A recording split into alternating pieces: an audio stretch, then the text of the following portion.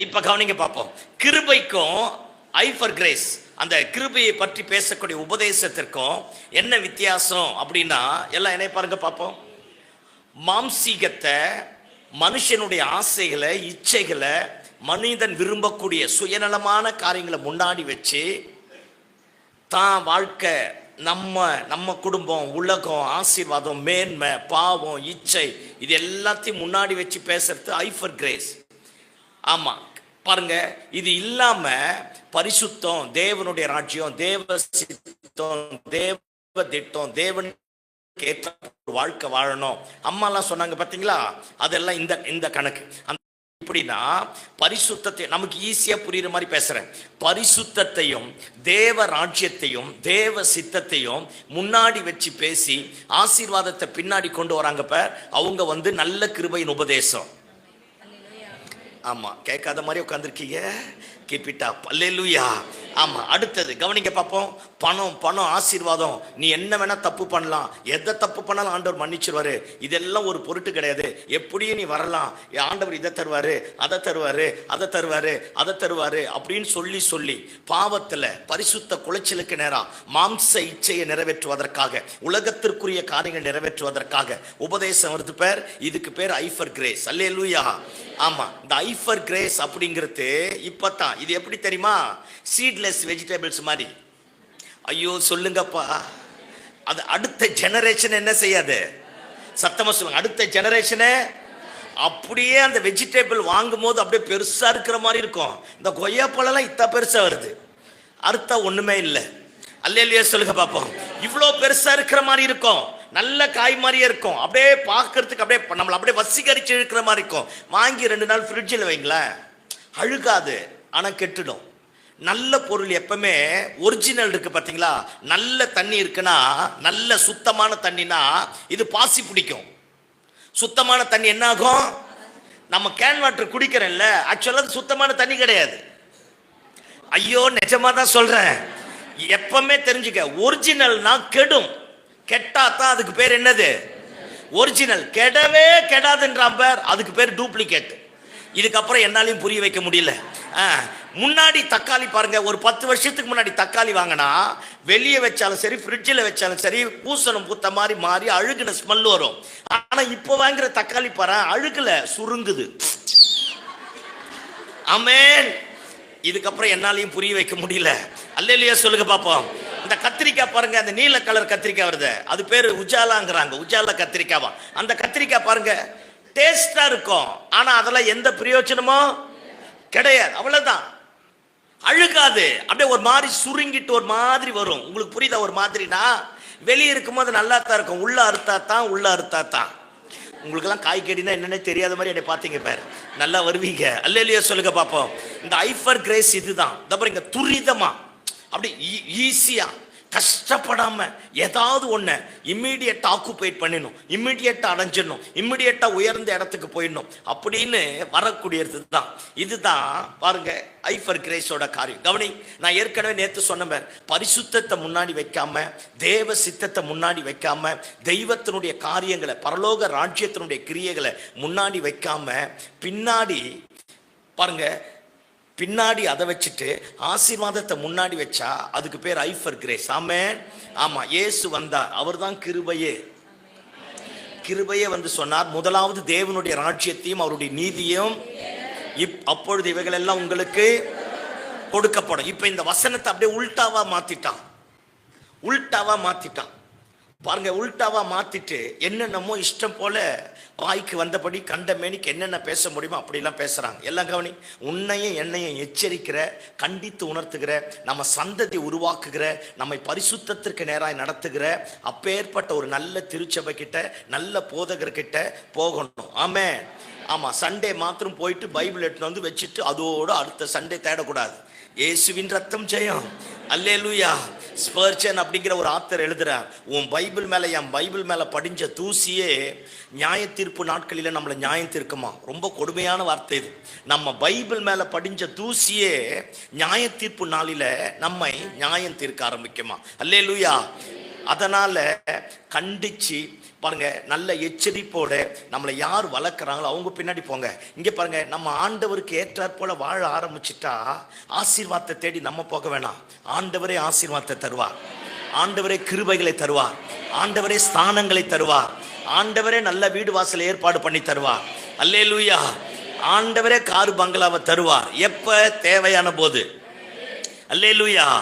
ஆண்டவர் ஆசீர்வதிக்க மாட்டார்னு சொல்லல, ஆண்டவர் தரமாட்டார்னு சொல்லல, ஆண்டவர் அப்படியே விட்டுட மாட்டார்னு நான் சொல்ல வரல. ஆண்டவர் எல்லாத்தையும் தருவார், நமக்கு எப்ப தேவையோ அப்ப தருவார். ரெண்டாவது, நான் கேப்பபிளா மாறினோம், நான் அதற்கு பாத்திரமானா மாறிட்டா தெய்வம் எனக்கு தருவதற்கு போதுமான ஆண்டவராக இருக்கிறார்.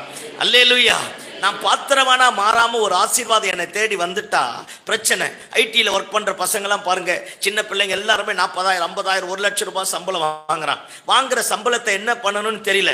அப்பா அம்மாவுக்கு ஒரு அமௌண்ட்டை தந்துட்டு மீதி அங்க இஷ்டம் போல செலவு பண்றான். போற சிட்டி, எந்த சிட்டி ஆனாலும் பாருங்க, லிவிங் டுகெதர்ங்கிறான், தப்பா போயிடுறான், குடிக்கிறான், விபச்சாரம் பண்றான், வேசித்தனம் பண்றான், எல்லாம் அக்கிரமம் பண்றான், எங்க வேணா சுத்துறான். ஏன்? அவனுக்கு பணத்தினுடைய வேல்யூ தெரியல. வயசுக்கு மிஞ்சின பணம், தகுதிக்கு மிஞ்சின பணம் எதுக்கு வருது ஏன் வருதுன்னே தெரியாதனால இஷ்டம் போல பாருங்க, இஷ்டம் போல அலைய ஆரம்பிக்கிறான். இங்க சென்னையில் வந்து பாருங்களேன், நைட்டு ஒரு 12 மணி 11:30 மணி போல நைட்டில் சும்மா வண்டி எடுத்துட்டு போய் பாருங்களேன், எல்லா வயசு பொண்ணுங்களும் பையன்களும் தனித்தனியாக நின்றுட்டு இருப்பான். அது சுத்திட்டு இருக்கும் பாருங்க. நான் பூந்தமல்லியில் ஒரு மீட்டிங்கை முடிச்சுட்டு நைட்டில் சாப்பிட்றதுக்கு வரேன். அந்த பிள்ளைகளை பார்த்தாலே தெரிஞ்சு கிராமத்து பிள்ளைங்க பாருங்க, சார்ட்ஸை போட்டுக்கின்னு டிஷர்ட்டை போட்டுக்கின்னு போடுறதுக்குன்னு ஒரு முறை இருக்கு. ஐயோ சொல்லப்பா, இப்போ போடக்கூடாதவங்க போட்டா எப்படி இருக்கும், போடுறவங்க போட்டா எப்படி இருக்கும் உங்களுக்கு தெரியாதையா நான் பேச போறேன். இயேசுவின் ரத்தம் செய்யும். அல்லேலூயா. அந்த பிள்ளைங்க 4 சார்ட்ஸ், 4 பேருமே, ஒருத்தி பேண்ட் போட்டுங்கிறா, இன்னொருத்தி சுடிதார் போட்டுங்கிறா, 2 பிள்ளைங்க சார்ட்ஸ் போட்டு எல்லாமே டிஷர்ட்டை போட்டுட்டு கையில சிகரெட் வச்சுட்டு நிற்கிறாங்க. அவங்களை பார்த்தாலே தெரியுது எங்கேயோ கிராமத்துலேருந்து வந்தவங்க. இல்லை, அவங்க அப்பா அம்மா எவ்வளோ கஷ்டப்படுவாங்க. அதான் நான் சொல்றேன், தகுதிக்கு மிஞ்சி ஏதாவது ஒன்று வந்துடுச்சுன்னா அது நல்வழியில் போவாது, அது தவறான பாதையில் கொண்டு போயிடும். ஆமென். ஆமாம், அதே மாதிரி தான் இந்த ஐஃபர் கிரேஸும். கிருப கிருப கிருப கிருப கிருப கிருப கிருப கிருபன்னு பேசி பாருங்க, பிரசங்கப்பட இன்னைக்கு பிரசங்கப்படமா இல்லை, பரிசுத்த தேவாலயம் பரிசுத்த தேவாலயமா இல்லை, தேவன் தங்கக்கூடிய நம்முடைய சரீரம் தேவனுடைய ஆலயமா இல்லை. நான் பேசுறது புரியுதா? ஆண்டவர் நம்ம கூட வாசம் பண்ணக்கூடிய ஸ்தலமா இல்லை. கிருப நல்லது. நான் அடிக்கடிக்கு சொல்லுவேன், விருந்து விருந்தாவே இருக்கணும், விருந்து விஷமா மாறிடக்கூடாது. கொஞ்சம் சாப்பிட்டாலும் 10 நாளைக்கு அப்புறம் யோசிக்கணும், அந்த மாதிரி சாப்பிடணும்னு நினைக்கணும். ஏன்னா அது விருந்து, அது விருந்தாவே இருக்கணும், விஷமா மாறிடக்கூடாது. ஆமா, அப்படி மாறுகிற பட்சத்துல தான் எதிர்மறையான காரியங்கள் வர ஆரம்பிக்கும். அல்லேலூயா சொல்லுங்க பாப்போம். அதனால இந்த ஐஃபர் கிரேஸுக்கும் இந்த சாதாரணமா உபதேசத்துக்கு இருக்கிற வித்தியாசமே இதுதான். அவன் பணத்தை, பொருளை, பொருளாதாரத்தை, ஆசீர்வாதத்தை, உயர்வை, பாவத்தை, மனுஷனுடைய இச்சையை முன்னாடி நிறைவேற்றி பேச ஆரம்பிப்பான். பாருங்க, ஒருத்தன் ஏதோ சினிமா படத்தை பார்த்துட்டு சினிமா பாட்டை பாடிட்டு கம்யூனியன் கொடுத்தானா, என்ன வெக்க எங்க போயிடுச்சு பார்த்தீங்களா கிறிஸ்துவ உலகம். சினிமா பாட்டை பாடிட்டு கம்யூனியன் கொடுத்துக்கிறான். இந்த ஃபர்ஸ்ட் நைட்ல பாடுற பாட்டை பாடிட்டு அவன் பிரசங்கம் பண்றான். ஐயா, பிரசங்கப்படுத்துக்குன்னு ஒரு மகிமை ஒன்று இருக்கியா, இதுக்குன்னு ஒரு மேன்மை ஒன்று இருக்கியா, இந்த இடத்துல நிற்பதற்கு ஒரு தகுதி ஒன்று இருக்கியா, இங்க என்ன பேசணும்னு அதுக்குன்னு ஒரு காரியம் இருக்கு. அதான் சொல்றேன், இந்த ஐஃபர் கிரேஸ் வர வர வர வர வர பேச பேச பேச பேச பாருங்க, பரிசுத்தத்துக்கே அடையாளம் இல்லாம போயிடும், தேவ சித்தத்தை நிறைவேற்றணுன்ற எண்ணமே இல்லாம போயிடும். எப்படி வேணா வாழலாம், ஆண்டவர் மன்னிச்சு பரலோகத்துல கொண்டு வந்து சேர்த்துறான்னு சொல்லிட்டு வரோம். எப்படி வேணா வாழலாம் அப்படிங்கிறதுக்கு இந்த பைபிள் கிடையாது. அல்லேலூயா. இப்படித்தான் வாழணும் அப்படிங்கிறதுக்காக தான் இந்த பைபிள். ஆமென் சொல்லுங்க பாப்போம். அல்லேலூயா. ஆமா. ரெண்டாவது, தரிசனம் பெற்றவன் இப்போ பாஸ்ட் என்னை இங்க கொண்டு வந்து நிப்பாட்டி இருக்கிறார். ஏன்? எனக்கு ஒரு தலைப்பை கொடுத்து நீ இந்த மாதிரி தான் பேசணும் அப்படின்னு எனக்கு சொன்னதுனால இப்போ நான் வந்து பாஸ்டருடைய கண்ட்ரோலில் இருக்கிறேன். அவர் என்ன சொல்றாரோ அதை தான் இப்போ நான் பேசணும். நான் இந்த தரிசனத்திற்கு உடன்பட்டபடினாலே இந்த தரிசனத்திற்கு பாத்திரமான தேவ மனுஷனுக்கு நான் கட்டுப்பட்டு இருக்கணும். அப்பத்தான் நானும் ஒழுங்கா போறேன். என்னை அழைத்த தேவ மனுஷனுக்கு நான் உத்தரவாதம் உள்ளவனா இருக்கிறேன். அல்லேலூயா. அப்படி இல்லாத பட்சத்துல இவர் என்னை கூப்பிட்டு இங்க நிக்க வச்சுட்டு நான் இஷ்டம் போல போனேன்னா என்னை அழைத்த தேவ மனுஷனுக்கு நான் அவமானம். என்னை நம்பி கொடுத்த ஒரு பொறுப்பு கொடுத்தாங்க பார், அந்த பொறுப்பை என்னால நிறைவேற்ற முடியலன்னா நான் கையால் ஆகாத பய. ஐயோ பேசப்பா. அப்போ என்னை நம்பி இப்ப தரிசனம் எனக்கு கொடுத்தாருன்னா அந்த தரிசனம் கொடுத்த மனுஷனோட நான் கையை கோர்த்து இருக்கணும். நான் அவருக்கு அடிமையா இருக்கணும். நான் இஷ்டம் போல பேச முடியா. என்னை கொண்டு வந்து வைத்தவருக்கு என்ன சொன்னாரோ அதை மட்டும் தான் செய்யணும். அதே மாதிரிதான் அழைக்கப்பட்டவனா இருந்தா அழைக்கப்பட்டவர் என்ன சொல்றாரோ அதை மட்டும்தான் அவன் செய்வான். ஆமென். தரிசனம் உள்ளவனா இருந்தா தரிசனத்தை பெற்ற தேவன் என்ன சொல்றாரோ அதன்படி மட்டும்தான் அவன் செயல்படுவான். ஆமென். தரிசனம் இல்லாதவன் தறிக்கட்டு ஓடுவான். அழைக்கப்படாதவன் தறிக்கட்டு ஓடுவான். அழைக்கப்பட்டவருக்கு தன்னுடைய வாழ்க்கையை அர்ப்பணிக்காதவன் இஷ்டம் போல திரிய ஆரம்பிப்பான். இதான் அந்த ஹைப்பர் கிரேஸுக்கும் நல்ல உபதேசத்துக்கு இருக்கிற வித்தியாசம். இதுதான். அல்லேலூயா சொல்லுங்க பாப்போம். அல்லேலூயா. கார் பங்களா வாங்குறோம், வீட்டை கட்டுறோம். கஞ்சா விற்கிறவங்க கூட தான் கார் பங்களா வாங்குறான். சோத்திரம் ஆண்டவரே, சொல்லுங்க ஆண்டவமாரே. அல்லேலூயா. சாராயம் விற்கிறவங்க கூட தான் கார் பங்களா வாங்குறான். கண்ணது ஜெயில இருந்துட்டு கார் பங்களா வாங்குறான். கார் பங்களா எல்லாரும் வாங்கலாம். ஆமே. அல்லேலூயா சொல்லுங்க பாப்போம். அது தேவனாலே வரக்கூடிய ஆசீர்வாதம் கிடையாது. ஆசீர்வாதத்தை எல்லாமே வாங்கலாம். அப்படி ஆசீர்வதிக்கப்பட்டவன் தான் நல்ல கிறிஸ்தவனா இருக்கணும்னா அம்பானி அதானித்தம் பெரிய ஆளா இருக்கணும். சத்தமா சொல்லுங்க. அது கிடையாது. பாருங்க, தேவனுடைய ஆசீர்வாதம். சத்தமா ஆமென் சொல்லுங்க. ஆமா. அப்ப அதனால இந்த தப்பான உபதேசம், தப்பான காரியத்துக்கிட்ட போகக்கூடாது. ஆமென். ரெண்டாவது, ஏசாவை ஆண்டவர் வெறுத்தார், யாக்கோப்பை கர்த்தர் சிநேகித்தார். ஏன் ஏசாவை வெறுத்தார், யாக்கோப்பை சிநேகித்தார்? உங்களுக்கு ஒன்று தெரியுமா? ஆக்சுவலாக ஏசாவுக்கும் ஆண்டவருக்கும் எந்த கனெக்ஷனுமே கிடையாது. பைபிளில் ஏசாவுக்கும் ஆண்டவருக்கும் எந்த கனெக்ஷனுமே கிடையாது. ஏசாவுக்கு ஒரு இடத்த கொடுத்துட்டு அவன் பொழைச்சி போகின்ற பாருங்க. இஸ்ரவேல் ஜனங்கள் வனாந்திரத்தை விட்டு வழி நடத்தி கானான் தேசத்துக்கு போகும்போது சொல்றா, டேய் அந்த மலை தேசத்தை நான் ஏசாவுக்கு கொடுத்துட்டேன், அவனை தொடாத, அதை சுதந்திரிக்காத, அவங்கிட்ட போகாத அப்படிங்கிற.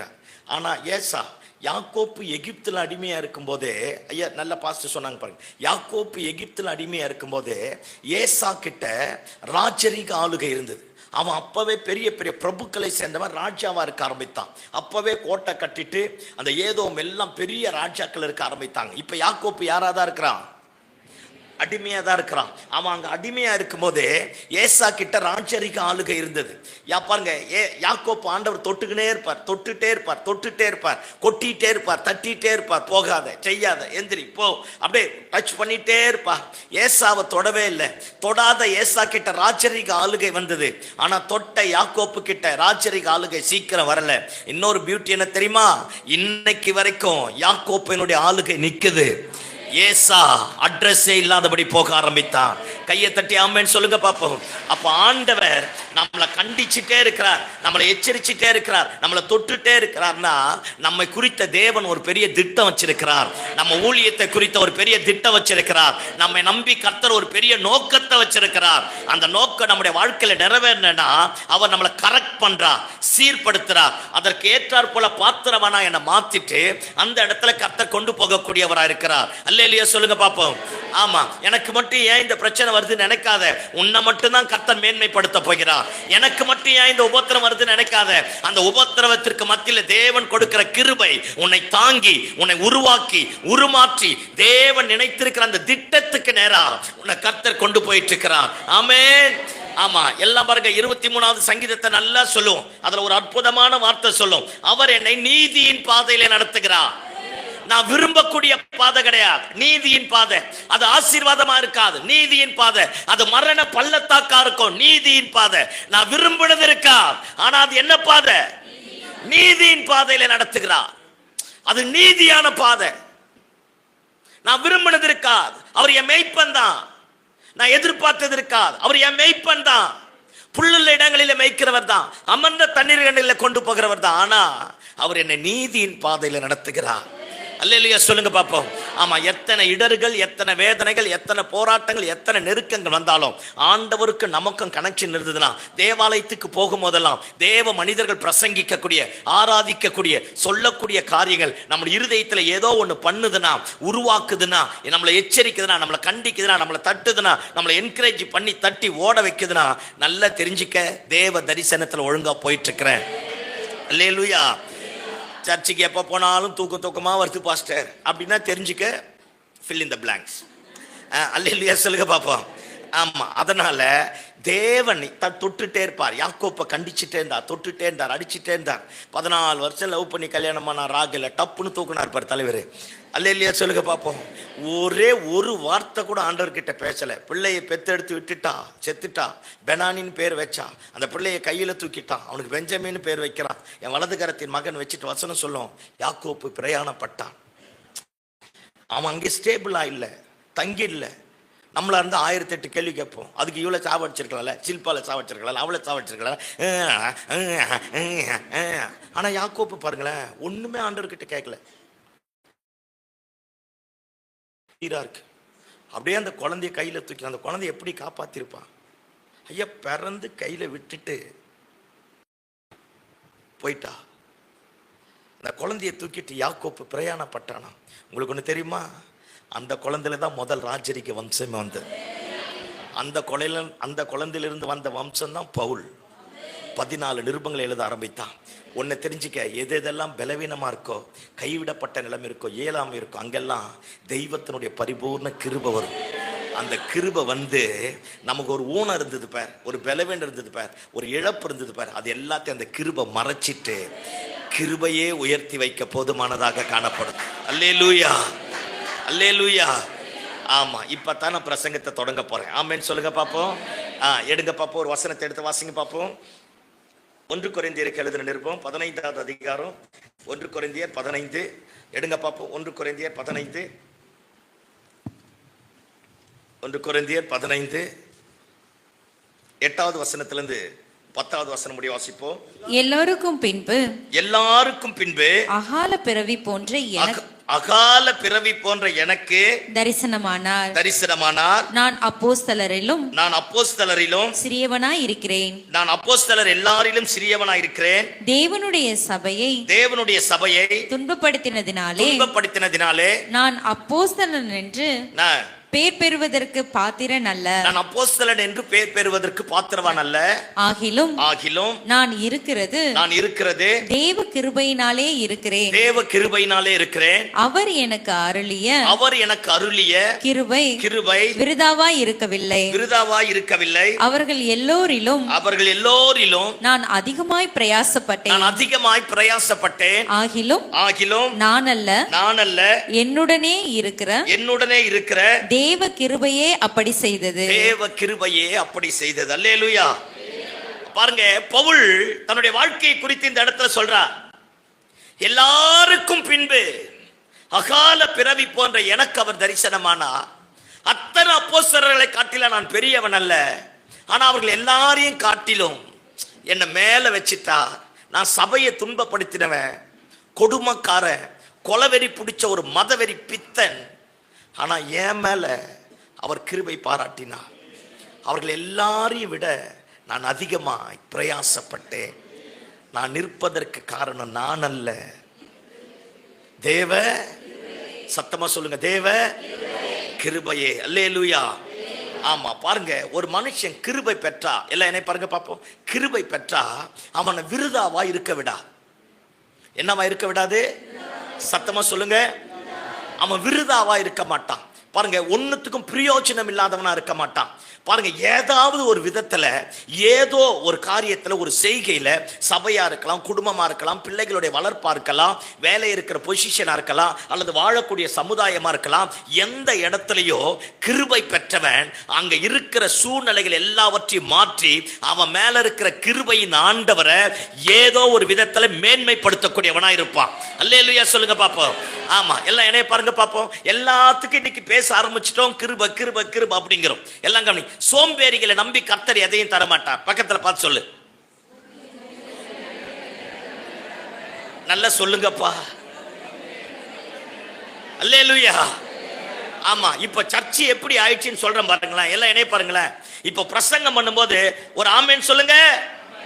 யாராச்சும் ஒருத்தர் சத்தமா ஆமே அப்படி சொல்லிட்டான்னா பக்கத்துல இருக்கிற எல்லாம் திரும்பி பார்க்கறான் பேய் மாதிரி. அடா பாவி, அவன் நல்ல வார்த்தை சொன்னாயா? புரியுதா நான் பேசுறது? எவனா ஒருத்தர் சத்தமா ஆமேன்னு சொல்லிட்டமே அப்படியே திரும்பி பார்க்கறான். சொன்னவனுக்கே தெரிஞ்சு நம்ம என்ன பாவம் பண்ணிட்டோமான்ற மாதிரி. அப்ப எவ்வளவு அக்யூஸ்ட் பெருகி இருக்கு பாரு. ஐயோ, நான் பொதுவா பேசுறேன், புரியாத மாதிரி என்னை பாருங்க. அல்லேலூயா சொல்லுங்க பாப்போம். இப்ப ஆமென் சொல்றதே சர்ச்சில பாவமா இருக்கு. யாராச்சும் ஒருத்த சத்தமா கைத்தட்டி பாட்டு பாடிட்டோம் அப்படியே பாக்குறான். அடா பாவி, இல்ல இந்த பெந்தெகோஸ்தே எங்க போயிடுச்சு பாரு. நான் பேசுறது புரியுதா? எவ்வளவு சோம்பேறிங்க சர்ச்சில பெருகிட்டான் பாரு. கை தட்டவே மாட்டான். இப்போ ஹார்ட் அட்டாக் வரதுக்கு காரணமே கை தட்டாத்து தான்.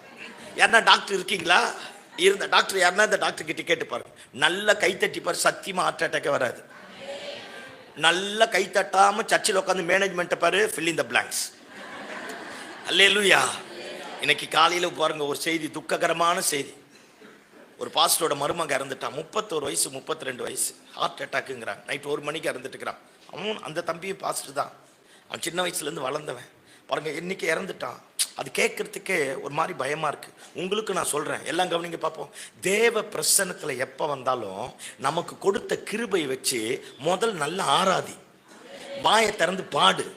நீ சத்தமா பாடுறத பக்கத்துல இருக்கிறவன் பார்த்தானா அவன் பேய் பிடிச்சவன்னு அர்த்தம். நீ எனக்கு முடியல, அல்லேலூயா சொல்லுங்க பார்ப்போம். நீ கை தட்டி ஆராதிக்கிறத எவனா ஒருத்த கிண்டல் அடிச்சனா அவனுக்குள்ள வேற ஏதோ ஒரு ஆவி இருக்குன்னு அர்த்தம். இப்ப இனிமேல் நீ பாப்ப இயேசுவின் ரத்தம் செய்யணும். அல்லேலூயா சொல்லுங்க பாப்போம். ஆமா, நல்ல கைத்தட்டு, நல்லா பாட்டு பாடு, நல்ல வாயத்தை. இப்ப ஆராதனை எப்படி தெரியுமா மாறிடுச்சு? பிரசங்கம் முன்னாடி நின்று நடத்துறவங்க மைக்கு சத்தம் கேட்கிற வரைக்கும் கீழே சத்தம் கேட்கும். இவங்க மைக்கு சத்தம் அடங்கினோடனே எல்லாம் அடக்க ஆராதனைக்கு வந்த மாதிரியே இருப்போம். இது என்ன கிருபைன்னு எனக்கும் தெரியல. உங்களுக்கு எதனா புரியுதா? இங்கே பேர் மைக்கு சத்தத்தை வச்சு முன்னாடி நிக்கிறவங்களை வச்சு என் ஆராதனை வரக்கூடாது.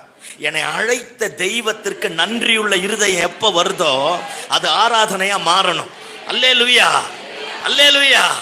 ஆமா, யார் நடத்துறாங்கன்றது முக்கியம் கிடையாது. அப்ப நடத்தாம ஆராதிக்கலாமா? நடத்துறவங்க நல்லது. முன்னாடி அபிஷேகம் பண்ணப்பட்டு வந்து நடத்தும் போது நடத்துகிறவர்களோடு இருக்கிற தேவ ஆவியினுடைய ஆளுக ஜீவ நதி போல இங்கிருந்து அப்படியே பிரவாகிக்கும் போது அப்படியே இந்த சபையை அப்படியே கவ்வி பிடிக்க ஆரம்பிக்கும். அதே மாதிரிதான் பிரசங்கம் பண்றவங்க கிட்ட இருந்து பாய்கிற ஜீவ நதி பாருங்க, அந்த பரிசுத்த ஆவியானவருடைய ஆளுக அப்படியே சபையை கவ்வி பிடிக்கும். அப்படி எல்லாருமே தூங்குறவங்க கூட எந்திரிச்சிருவான். அல்லேலூயா. அப்ப இங்கிருந்து போற பரிசுத்த ஆவியானவருடைய பிரசன்னம். ஆமென். அப்ப வந்து கீழே உட்கார்ந்து இருக்கிற சோர்வா இருக்கிற பலவீனமா இருக்கிற என்ன முன்னாடி நிக்கிற ஆராதனை வீரர்கள், ஆராதனை நடத்தக்கூடிய தேவ மனுஷர்கள் ஆராதிக்க நான் சோர்ந்து போகும்போது என்னை தட்டி எழுப்போம். நீங்க ஸ்ரீலங்காவுக்கு போனீங்கன்னா பாருங்க, பிரசங்கியார் மைக் சத்தம் எப்போ அடங்குதோ அப்பதான் ஜனங்களுடைய சத்தம் ஆரம்பமாகும். அப்படியே பயங்கரமா துதிப்பாங்க. இப்ப ஒருத்தரை துதிக்க சொல்ல அப்படின்னா என்னன்னு கேட்கிறான். அல்லேலூயா. நான் பேசுறது புரியுதா? ஆமா, இன்னைக்கு கிருபை இருந்தா துதிப்பையா, இன்னைக்கு துதிக்க மாட்டேங்கிறோம். இன்னைக்கு விருதாவா வந்து உட்கார்ந்துட்டு போறோம், ஆராதிக்க மாட்டேங்கிறோம். அல்லேலூயா சொல்லுங்க பாப்போம். அல்லேலூயா. ஆமா, இன்னைக்கு தாறுமாறா சர்ச்சில பைபிள் போட. அப்பெல்லாம் ஒரு 10 வருஷத்துக்கு முன்னாடி ஒரு வசனம் சொன்ன 10 பேர் லப்ப லப்ப லப்பன்னு கத்துவாங்க. அவ்வளோ ஃப்ரீக்வன்சியா பைபிளை திருப்புவாங்க, நல்ல வசனத்தை படிப்பாங்க. இப்போ படிச்சதே அம்மாவே தான் படிக்குது. அல்லேலூயா. ஆமா, நம்ம மூடி வச்சுட்டு அப்படியே இருக்கிறோம். எதுக்கு அதை திறந்து அந்த தூசியெல்லாம் வெளியே தட்டுவானே? அல்லேலூயா சொல்லுங்க பாப்போம். எந்த லட்சணத்துல போயிட்டோம் பாருங்களேன். எல்லாம் கவனி. கிருபை பெற்றா ஆராதிக்கிறானாலும் சரி, சின்ன ஜெபமானாலும் சரி, பெரிய ஜெபமானாலும் சரி, சின்ன இடமானாலும் சரி, என் குடும்ப ஜெபமானாலும் சரி, கிருபை பெற்ற நான் ஆராதிக்கும் போது விருதாவா இருக்க மாட்டேன். கிருபை பெற்ற நான் சத்தியத்தை கேட்கும் போது என்ன செய்ய மாட்டேன்? சத்தமா சொல்லுங்க. நான் அப்படியே ஸ்டெப் பை ஸ்டெப்பா வரேன். என்னவா இருக்க மாட்டேன்? விருதாவா இருக்க மாட்டேன். பாருங்க, கிருபை பெற்ற நான் பாஸ்ட் என்னை நம்பி ஒரு பொறுப்பை கொடுத்தா, ஒரு பிரேயர் செல்ல கொடுத்தா 6 மாசம் கழிச்சு அந்த பிரேயர் செல்ல 10 பேர் புதுசா வர மாதிரி நடத்துவேன். ஏன்னா தேவன் எனக்கு அளித்த கிருபை என்னை விருதாவாய் இருக்க விடாது. அதிகமா என்னை பிரயாசப்பட வைக்கும், ஓட வைக்கும். சோர்ந்து போன, பலவீனப்பட்டு போன, பிடாய்த்து போன என் வாழ்க்கையை மீண்டும் தட்டி எழுப்ப ஆரம்பிக்கும். அல்லேலூயா. ஆமா, இன்னைக்கு பொசிஷன் மட்டும் வேணும், ஆனா வளரக்கூடாது. விருதாவே எல்லாத்தையும் காரி தளிச்சிடணும் அப்படின்ற மாதிரி தான் இன்னைக்கு மாற ஆரம்பிச்சது. பாருங்க, கிருபை பெற்ற எந்த மனுஷனானாலும் பார்க்கும் போதே தெரியும், சின்ன காரியத்திலேயே அவனுடைய கிரியைகள் வெளிப்பட ஆரம்பிக்கும். அல்லேலூயா. ஆமா, இனிமேல் நல்ல துதிக்க பழகுங்க. நாம துதிக்க துதிக்க கிருபை பெருக பெருக துதிக்கிற இடத்துல தேவனுடைய சிங்காசனம் இறங்க ஆரம்பிக்கும். ஐயா, தேவ பிரசன்னத்தை தேடி நீங்கள நான் போக வேணாயா, தேவ பிரசன்னம் நம்மை தேடி வர ஆரம்பிக்கையா. அவருடைய நாமத்தினாலே கூடும் போதே அற்புதம் நடக்க ஆரம்பிக்கும். அல்லேலூயா. யார் ஆராதனை நடத்துறாங்கன்னு முக்கியம் கிடையாது, நான் யார் ஆராதிக்கிறங்கிறது தான் முக்கியம். நான் ஆராதிக்கிற ஆண்டவர் என்னை காப்பாற்றினவர், வாழ வைத்தவர், ஜீவனை கொடுத்தவர். அல்லேலூயா. அந்த கிருபையை நினைச்சு ஆராதிக்க ஆராதிக்க ஆராதிக்க பிசாசெல்லாம் தானா ஓடும். அப்பெல்லாம் பாருங்க, அந்த ரவுண்டு ட்ரம் தான், கை தட்டி பாட்டு பண்ண எல்லா பேயும் ஆடும். இப்ப எல்லா பேயும் உள்ள வந்து உட்காந்துன்னு நம்ம பாட்டு கேட்டுங்குது, நம்ம ஆளுதான் பாடுறாங்குது. அல்லேலூயா சொல்லுங்க பாப்போம். என்ன புரியுதா நான் பேசுறது? அல்லேலூயா. என்னத்த சொல்ல, ஒரு நாள் வேணாம், பிரசங்கத்துக்கு நேரம் வரும். இப்ப கவனிங்க பாப்போம். இப்ப இன்னைக்கு அந்த மாதிரி மாறி போயிடுச்சு. எல்லாம் கவனி. கிருபை பெற்றா என்னால, சொல்லுங்க, என்னால தேவராஜ்யம் கட்டப்படும். கிருபை பெற்றா என்னால, நல்ல நெஞ்சில கை வச்சு சொல்லுங்க, இது கெட்ட வார்த்தை இல்லை, நல்ல வார்த்தை. என்னால தேவ சித்தம் நிறைவேறும். கிருபை பெற்றா என்னால சமுதாயம் மாறும். அல்லேலூயா. ஆமா, இப்ப கவனிங்க பாப்போம். இப்ப நான் தொடர் ஆதி ஆகமத்தில் தாங்களேன், நோவாவுக்கோ கர்த்தருடைய கண்களில் தேவராஜ்யம் கட்டப்பட்டது பாரு. மோசேக்கோ கர்த்தருடைய கண்களில் ஆசாரிப்பு கூடாரம் கட்டப்பட்டது பாரு. அல்லேலூயா. எஸ்தருக்கோ பாருங்க, எஸ்தருக்கு கிருபை கிடைச்சதுன்னு வரல, ஆனா கிருபை இருந்தபடினாலதான் எனக்கே புரியாத புதிரா இருக்கு. 127 தேசத்துல எத்தனை மகாராணிங்க இருந்திருப்பாங்க, எத்தனை பியூட்டி பார்லர் ஓனர் இருந்திருப்பாங்க. சும்மா சத்தமா சொல்லப்பா, அத்தனை பேர் இருந்திருப்பாங்க. அத்தனை இவ அடிமை பெண். ஐயா நல்லா சொன்னார் பாரு, இவ அடிமை பெண். இவ எந்த பியூட்டி பார்லர் போயிருப்பா, எங்க சுயாதீனமா இருந்திருப்பா. 127 தேசத்துல இருக்கிற அத்தனை பாருங்க இளம் பெண்கள் எல்லாரும் போக, அத்தனை பேரையும் பிரேக் பண்ணி போய் நின்னா பாரு எஸ்தர். கிருபை. ஆமென். கிருபை பெற்றா உனக்கு ஒரு ஸ்தானம் வந்துடுச்சுன்னா அந்த ஸ்தானத்தை வச்சு தேவராஜ்யம் கட்டப்படும். 120 தேசத்துக்கு ராணியா மாறிட்டா.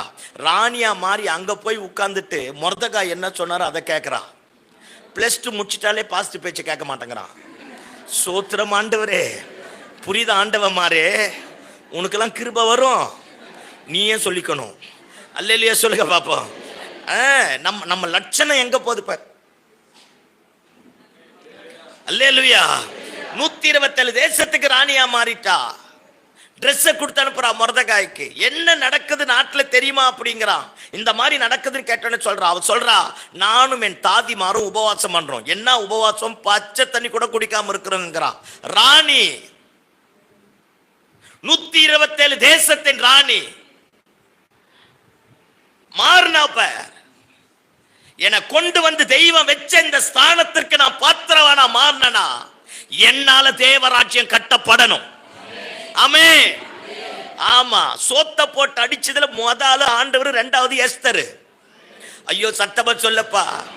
அல்லேலூயா. ஆமா ஆமா, நான் கூப்பிட்டு உட்கார வச்சு சோற போடுறாப்ப, போட்டு 2 நாள் போட்டு 3ஆவது முறை போட்டு இவன் கேட்கறான், என்னாச்சு உனக்கு? தேசத்துல பாதி கேட்டாலும் அவனுக்கு தர யாரு? இவன் சொல்றா, பாருங்க, என் விண்ணப்பத்திற்கு என் ஜீவனம், என் மன்றாட்டுக்கு என் ஜனங்களுடைய ஜீவனும் உன்னை யாருக்கு எடுத்துவா அப்படின்னு தோ இருக்கிறான் பாரு இந்த துஷ்ட ஆமான் அப்படின்ட்டான். ஆமானுக்கே என்னன்னு தெரியல. அப்படியே கற்பனை பண்ணி பாருங்களேன். அப்படியே டென்ஷன் ஆயிட்டு ராஜாக்கு பிபி உச்சகட்டத்துக்கு போயிட்டு இருக்கும் பொழுது எந்திரிச்சு வெளியே போனான் பார். இவ காலில் விழுறதுக்கு வந்தான் பார். இவ எந்திரிச்சு போயிட்டா. இவ உட்கார்ந்து சேர்ல போய் படுத்துட்டான். ராஜா அப்படி போயிட்டு திரும்ப வந்தான் பார். வந்து உடனே பார்த்தா யார் உட்கார்ந்த இடத்துல உட்காந்துக்கிறான்? ராஜா அப்படி வாயை திறந்தான். என் கண்ணு முன்னாடியே என் ஒய்ஃப் நம்பர் ஒருத்தன் பெட்ஷீட்டை போத்திட்டான். நம்ம மட்டும் தொடங்கிட்டா, அந்த கிருபையை நம்பி நம்ம மட்டும் எழும்பிட்டா 4 பேர் கூட இருக்கிறான். எகு வந்தான் பார். எகு வந்தானே அம்மனி இருக்கா பார். யாரு? எசபேல். அப்படியே கண்ணுக்கெல்லாம் மை விட்டுட்டு பியூட்டி பார்லர் அரண்மனையில் இருந்திருக்கும்ல. லூஸ் ஏர் எல்லாம் விட்டு ட்ரெஸ் எல்லாம் போட்டு ஜன்னல் மேலே வந்து அம்மனி கை வச்சுட்டு கேட்டுச்சா, இங்கே என்ன வேலைன்னு. எகு வந்து கீழே நின்று கேட்குறா, ஏய் யாரா என் பக்கத்தில் நம்பர் பக்கத்தில் ஈட்டி வச்சுட்டு நின்னால. ஆமான்னு தலையாட்டுங்க.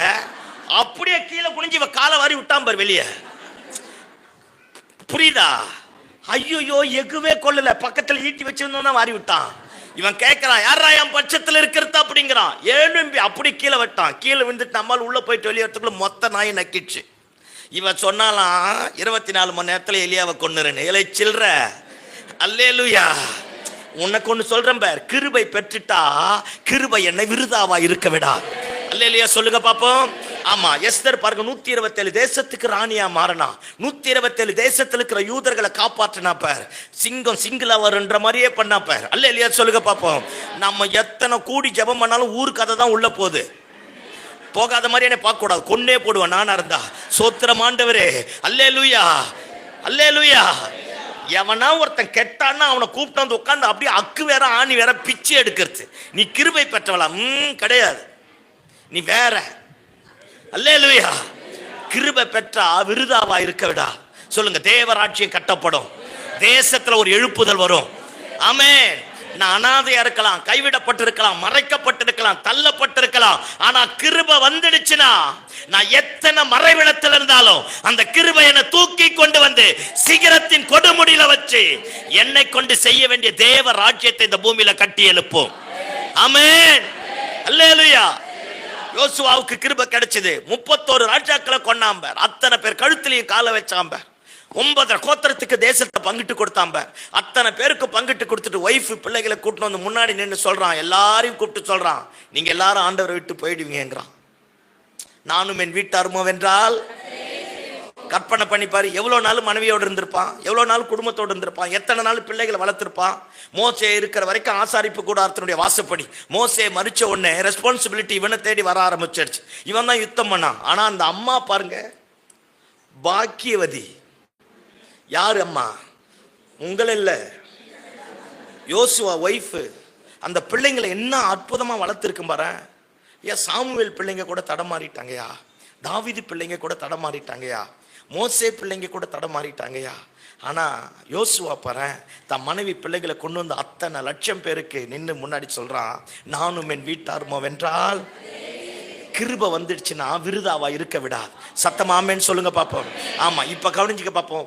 பவுல் சொல்றான், நான் பெற்ற கிருபை என்ன விருதாவா இருக்க விடல. அவர்கள் எல்லாரிலும் நான் அதிகமாய் பிரயாசப்பட்டேன். எல்லாம் என்ன பாருங்க பாப்போம். இப்ப நான் இதை தான் தொடங்க போறேன். ஆதி ஆகமத்திலிருந்து வெளிப்படுத்துற விசேஷம் வரைக்கும் யார் யார் மேலாம் தேவ கிருபை இறங்குச்சோ, யார் யார் மேலாம் கர்த்தர் இடைப்பட்டாரோ, யார் யாரெல்லாம் கிருபையை அண்டி கொண்டார்களோ, யார் யாரெல்லாம் கிருபையை சார்ந்து கொண்டு தங்களை மறைத்து கொண்டார்களோ, அவர்களை கொண்டு கர்த்தர் தேசத்துல இயற்கைக்கு அப்பாற்பட்ட அற்புதத்தை செய்ய ஆரம்பித்தார். ஆமென்.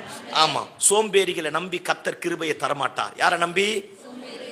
ரெண்டாவது, உத்தரவாதம் இல்லாதவனை நம்பி கர்த்தர் கிருபையை தரமாட்டார். பாருங்க, என்னை நம்பி கர்த்தர் ஒரு காரியத்தை கொடுத்தா அதுக்கு நான் உத்தரவாதமா மாறணும். உத்தரவாதம் இல்லாதவன் நம்பி கர்த்தர் தரமாட்டார். தருவார், தந்துட்டு ஆண்டவர் விலகிடுவார். நான் தான் சொல்றேன், மைக்கை கொடுத்துருவார், ஃபுல் பீட்டை கொடுத்துருவார், தெய்வம் விலகிடுவார். நான் உத்தரவாதம் இல்லைன்னா விலகிடுவார். ஏன் சில சபைகள் நல்லா வளர்ந்துட்டு போகுது? ஏன் சில சபைகள் நல்லா வளரல? நம்ம கூட ரட்சிக்கப்பட்டு நம்ம எல்லாரும் ஒன்னா வந்தவங்க ஏன் சிலர் அழைக்கப்பட்டு இன்னைக்கு ஊழியனா மாதிரி மகிமையா இருக்காங்க? ஏன் சில நல்ல ஸ்தானத்துல போய் இருக்கிறாங்க? ஏன் நம்ம மட்டும் அதே இடத்துல டப்பா டான்ஸ் ஆடுது? ஒரே ஒரு காரணம் தான், ஆண்டவர் பட்சபாதம் இல்லாதவர், நாம உத்தரவாதம் இல்லாம போயிட்டோம். இப்பயும் காலம் குறைஞ்சு போகல. நம்ம மட்டும் பெற்ற கிருபைக்கு உத்தரவாதம் உள்ளவர்களா எழும்ப ஆரம்பித்தா கர்த்தர் வானத்தின் பலகணிகளை திறக்க போதுமான ஆண்டவராக இருக்கிறார். அல்லேலூயா. ஆமா, சில சர்ச்சிங்க பாருங்க நல்ல growth ஆயிட்டே இருக்கும். சில சர்ச்சிங்க பாருங்க வளரவே வளராது. 50 வருஷமா 50 பேரோட நிற்கும். அல்லேலூயா. நான் சென்னை பட்டணத்துல ஒரு பெரிய சர்ச்சில் பாஸ்டர்ஸ் கான்ஃபரன்ஸில் பேசி முடிச்சுட்டு சாப்பிட்றதுக்காக டைனிங் டேபிளில் இந்த பெரிய தலைங்க எல்லாரும் உட்காந்துட்டு இருக்கிறாங்க, அப்படியே சாப்பிட்டுட்டு இருக்கிறோம். அப்போ ஒரு பாஸ்டர் கேட்டார், அந்த கான்ஃபரன்ஸ் முடிச்சுட்டு நாங்கள் பேசுறது எங்களுக்குள்ளே அந்த விவாதம் மாதிரி வர ஆரம்பிச்சது. அப்போ பாஸ்டர் கேட்டார், ஏன் சில சபைகள் வளரவே மாட்டேங்குது அப்படின்னு கேட்டார். வளரவே மாட்டேங்குது, ஏன் 50லேயே இருக்குது, 25லேயே இருக்குது, 100லேயே இருக்குது, அதுக்கு மேலே போக மாட்டேது அப்படின்னு கேட்டார். இவர் கேட்ட உடனே பக்கத்தில் இருந்த ஒரு மூத்த தகப்பன், அவர் சர்ச்சுக்கு 8000 பேருக்கு மேலே வராங்க, அந்த பரிசுத்தவன் உடனே சொன்னார், அதெல்லாம் பென்ஷன் பார்ட்டினார். என்ன பார்ட்டி? எனக்கு அப்பத்தான் அறிவு கண்களே திறந்துச்சு. சோத்திரம் ஆண்டவரே, அல்லேலூயா. பாருங்க, அப்புறம் பார்த்து சொல்லிட்டு சொன்னார், இங்கே பாருங்கயா, அவங்க எல்லாம் இந்த 50 பேர் 25 பேர் 30 பேர் வச்சுட்டு ஊழியம் செய்கிறாங்களே, அவங்க எல்லாம் ஒரு காலத்தில் ஆத்துமா பாரத்தோடு அழுதவங்க, தெரு தெருவா நடந்தவங்க, ராப்பகலா கண்ணீர் விட்டு அழுது ஜெபம் பண்ணவங்க. அவங்க லேஸ்பட்ட ஆள் கிடையாது. அழைத்த அழைப்புக்கு பாத்திரமா நின்னாங்க. ஆல்நைட் பிரேயருக்கு போவாங்க, ஜெபிப்பாங்க, ஆத்துமா பாருங்க போயிருப்பாங்க. என்னைக்கு தங்க தேவைகளுக்கு மிஞ்சி தேவையெல்லாம் திருப்தி, தேவையெல்லாம் ஃபுல்ஃபில் ஆயிட்டு தேவைக்கு மிஞ்சி பாக்கெட்டில் 1000 ரூபாய் வந்துடுச்சோ, அப்பவே ஊழியத்தை விட்டுட்டாங்க, ஆத்தும ஆதாய மன்றத்தை விட்டுட்டாங்க, சாட்டிஸ்ஃபைட் ஆயிட்டாங்க, திருப்தி ஆயிட்டாங்க. இது எனக்கு போதுன்ட்டாங்க. ஆண்டவர் அப்படியே விலக ஆரம்பிச்சிட்டார். இது வளராது இனிமேல். பாருங்க, 50 இருக்குன்னு வச்சுக்கலாம், 5 போகும் 5 வரும், 10 போகும் 10, அவ்வளோதான், வளராது. ஆண்டவர் நினைப்பாரான், அவன் அன்னைக்கு ரொம்ப நாள் கஷ்டப்பட்டு அழுது ஜெபம் பண்ணான்டா, தெரு தெருவா நடந்தான்டா, அதனால இந்த 50 பேர் வச்சுக்கணும் வண்டி பென்ஷன் பார்ட்டி. புரியுதா? ஐயோ புரியுதா? அல்லேலூயா சொல்லுங்க பார்ப்போம். சர்ச்சில் கூட பார்த்தீங்களா, சிலர் 35 வருஷமா உட்காந்துருப்போம் பென்ஷன் பார்ட்டி. புரியுதா? பாஸ்டர் வந்தவங்களுக்கெல்லாம் கொடுக்குறாரு. பாஸ்டர் கொடுக்கல, கிருபை அவங்களை கொண்டு போகுது.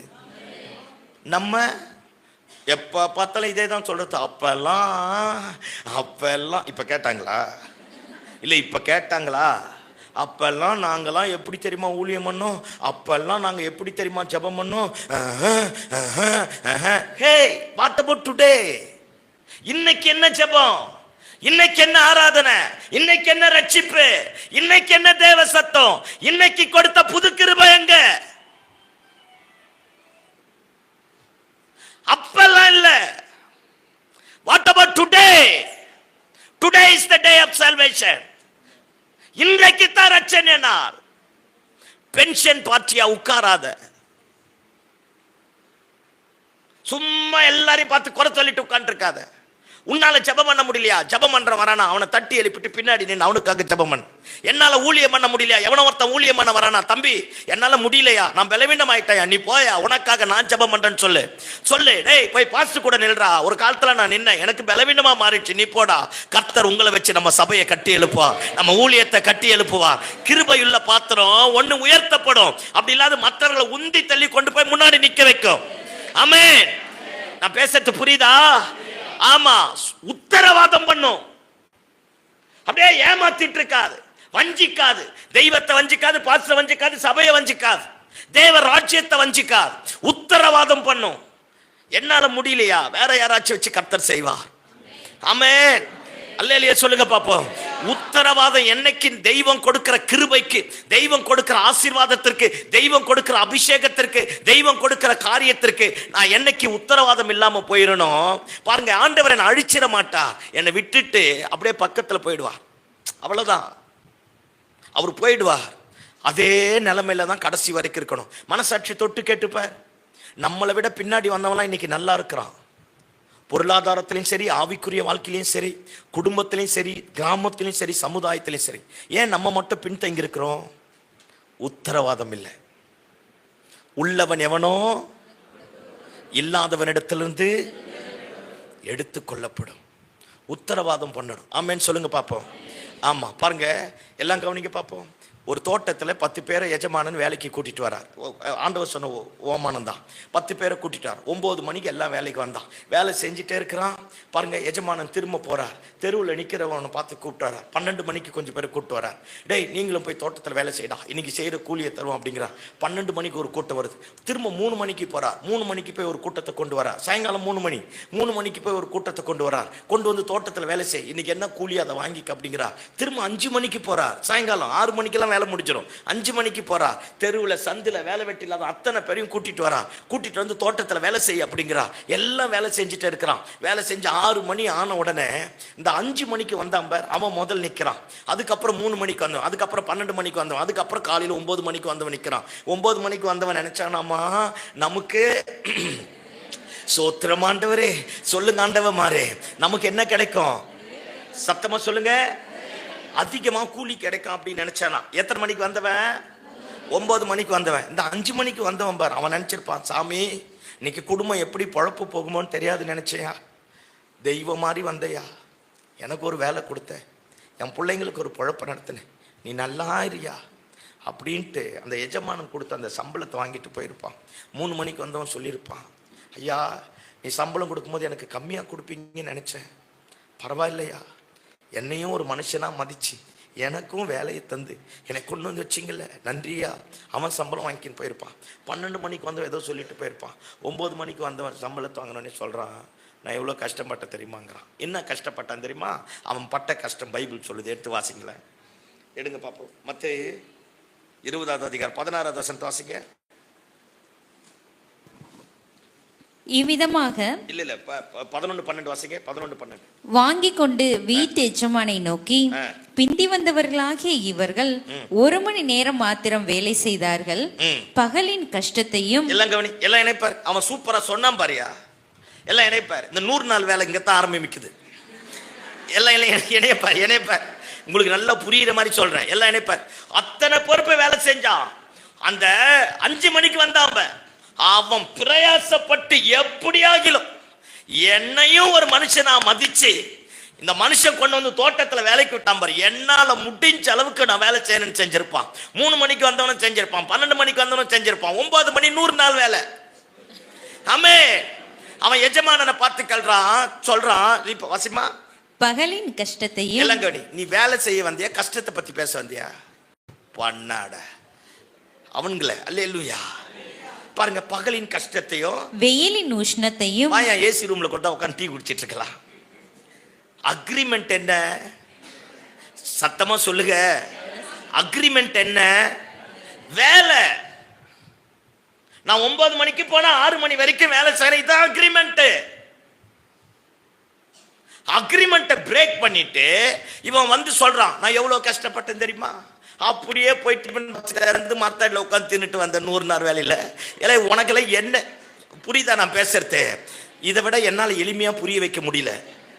அல்லேலூயா சொல்லுங்க பாப்பா.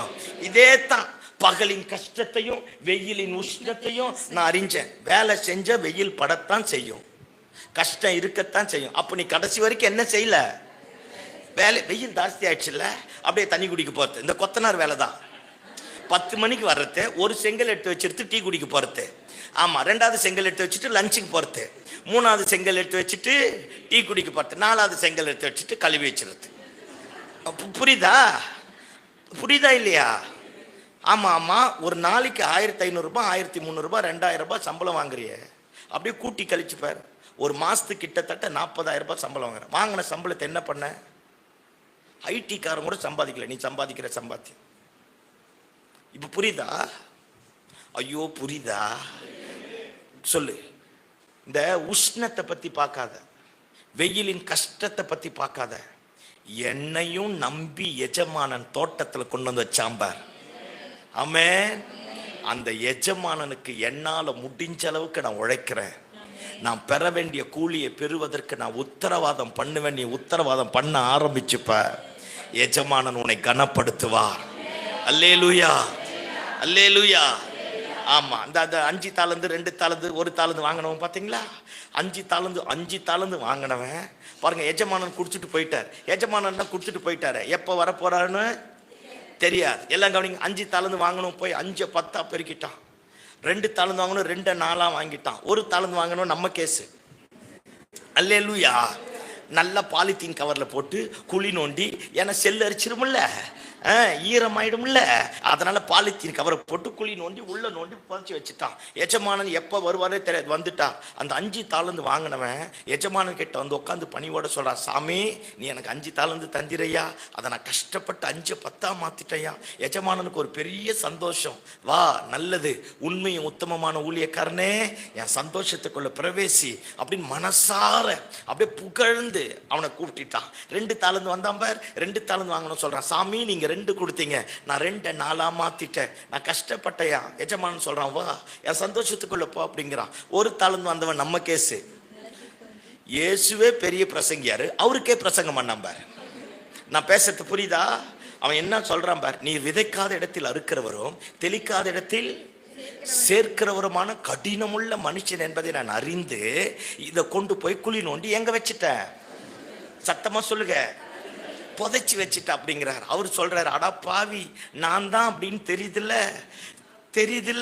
கடினம் உள்ள மனுஷன் தெரியுதுல்ல, லூசுன்னு தெரியுதுல்ல, முட்டாள்னு தெரியுதுல்ல, என்கிட்ட வாங்கின அந்த ஆளு கொலகார பாவி, ஏதாவது ஒன்று பண்ணுவான்னு தெரிஞ்சு அந்த ஒரு தாளந்தை கொண்டு போய் பேங்க்ல போட்டு அது வட்டி வந்திருக்குமாடா, இதை கொண்டு போய் குழி நோண்டி புதைச்சிட்டே, உன் வார்த்தையின்படியே உன்னை நியாயம் தீர்க்கிறேன். அடிச்சு சொல்ற, இவனை கையும் காலுமா கட்டி கொண்டு போய் எரிக்கிற அக்கினியில முதல்ல அவங்ககிட்ட இருக்கிறத புடுங்கி 5 தாளந்து கிட்ட கொடுங்குறான். இந்த பக்கத்துல நின்றுதான்களே வேலை வெட்டி இல்லாத நம்ம கேசுங்க, அவன்லாம் கத்துறான், ஐயோ அவனுக்கு ஏற்கனவே எத்தனை இருக்கு. ஆண்டவர் சொல்றாரு, எனக்கு எல்லாம் அமைதியா, உள்ளவன் எவனோ இல்லாதவனிடத்திலிருந்து.